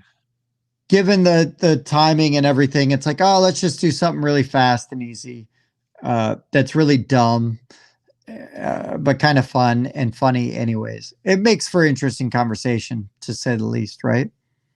Well, yeah, that's true. That's true. It does make interesting conversation almost always. So I'll give you that. But well, guys, everybody, if you haven't yet, please do the like. We've mentioned it before. We do have a Patreon. If you want to support the show, would like to see more things, we are going to start populating some stuff behind a paywall. Not this show, right? Like not things that we already do for you, but like new things. So we don't want it to be like a punishment, if you can't do it. I really don't, because that's not cool. Um, but thank you guys for being out here and doing this with us all the time. You guys are the freaking best. We do have a Discord. We're gonna after this weekend, I promise I will start doing some BGA stuff. But Mike is way in there with BGA. You can do tons of things, play games with us. A bunch of people from the show are in there as well. We just want to play games and hang out with you guys. That's really what we want to do. Um, yeah. Hey, Paul, really glad you were able to make it even for like a tiny bit, dude. Really excited. Can't wait to see Gempire actually hit Kickstarter. in a couple weeks. Like Mike and I said, we're going to have Jim Cole on. That's going to be an awesome show. Dude is going to school us in some stuff because he's been around and he knows some things and is incredibly talented artist. So I'm hoping he has a few whiskeys in him, and then he'll start telling us some really good inside industry stories. Um, Lucky for everybody, Mike was wearing pants tonight, so you can't check that off your bingo card. But I get that. Yes, I was gonna throw that out there. So Anachrony, Lost Ruins of Arnak, not the best implementation, but still a super fun game. Wingspan, Castles of Burgundy, for sale. Lots of great games on Board Game Arena. I would gladly play any of those. So lots of ways to hang out with us and participate in the community. So don't be shy. If you're watching now, you probably been watching for a while, and we really do appreciate that, and do not take that for granted. So comment on your, if you haven't yet, what are your top 5 games you've always got in your game bag when you're going to a meetup or a game night? Like, subscribe, do all the things. Mike, what else you got before we sign off? That's it. Just look out for some more streams. It's going to be us actually playing some games instead of just talking about them. Yeah. That's, I think, our next step is you'll see more of us playing games. So we're pushing for that. We're gearing up for it. BGA will probably be a part of that. 1,000,000%. 1,000,000%. But I can't wait for it. You guys are the best. I love it. I'm so excited. Don't forget, check out For the Crown on Kickstarter now, like 2 days left. It's like 90% funded. And then also Matthew Ryan, he's got his 3-pack of small box games where he's got Defrag, 16 Candies, and Sirens. Don't sleep on it. It's going to be really good. And really cool stuff. I've got prototypes we're going to play and do videos for. And yeah, they're all fun. So, all right, Mike, for the board game rundown, I've been Tim. I was Couch Mike. Yeah, we'll see you next week. Cannot wait. Thank you guys again. Love y'all. See you soon. You're all awesome. See ya.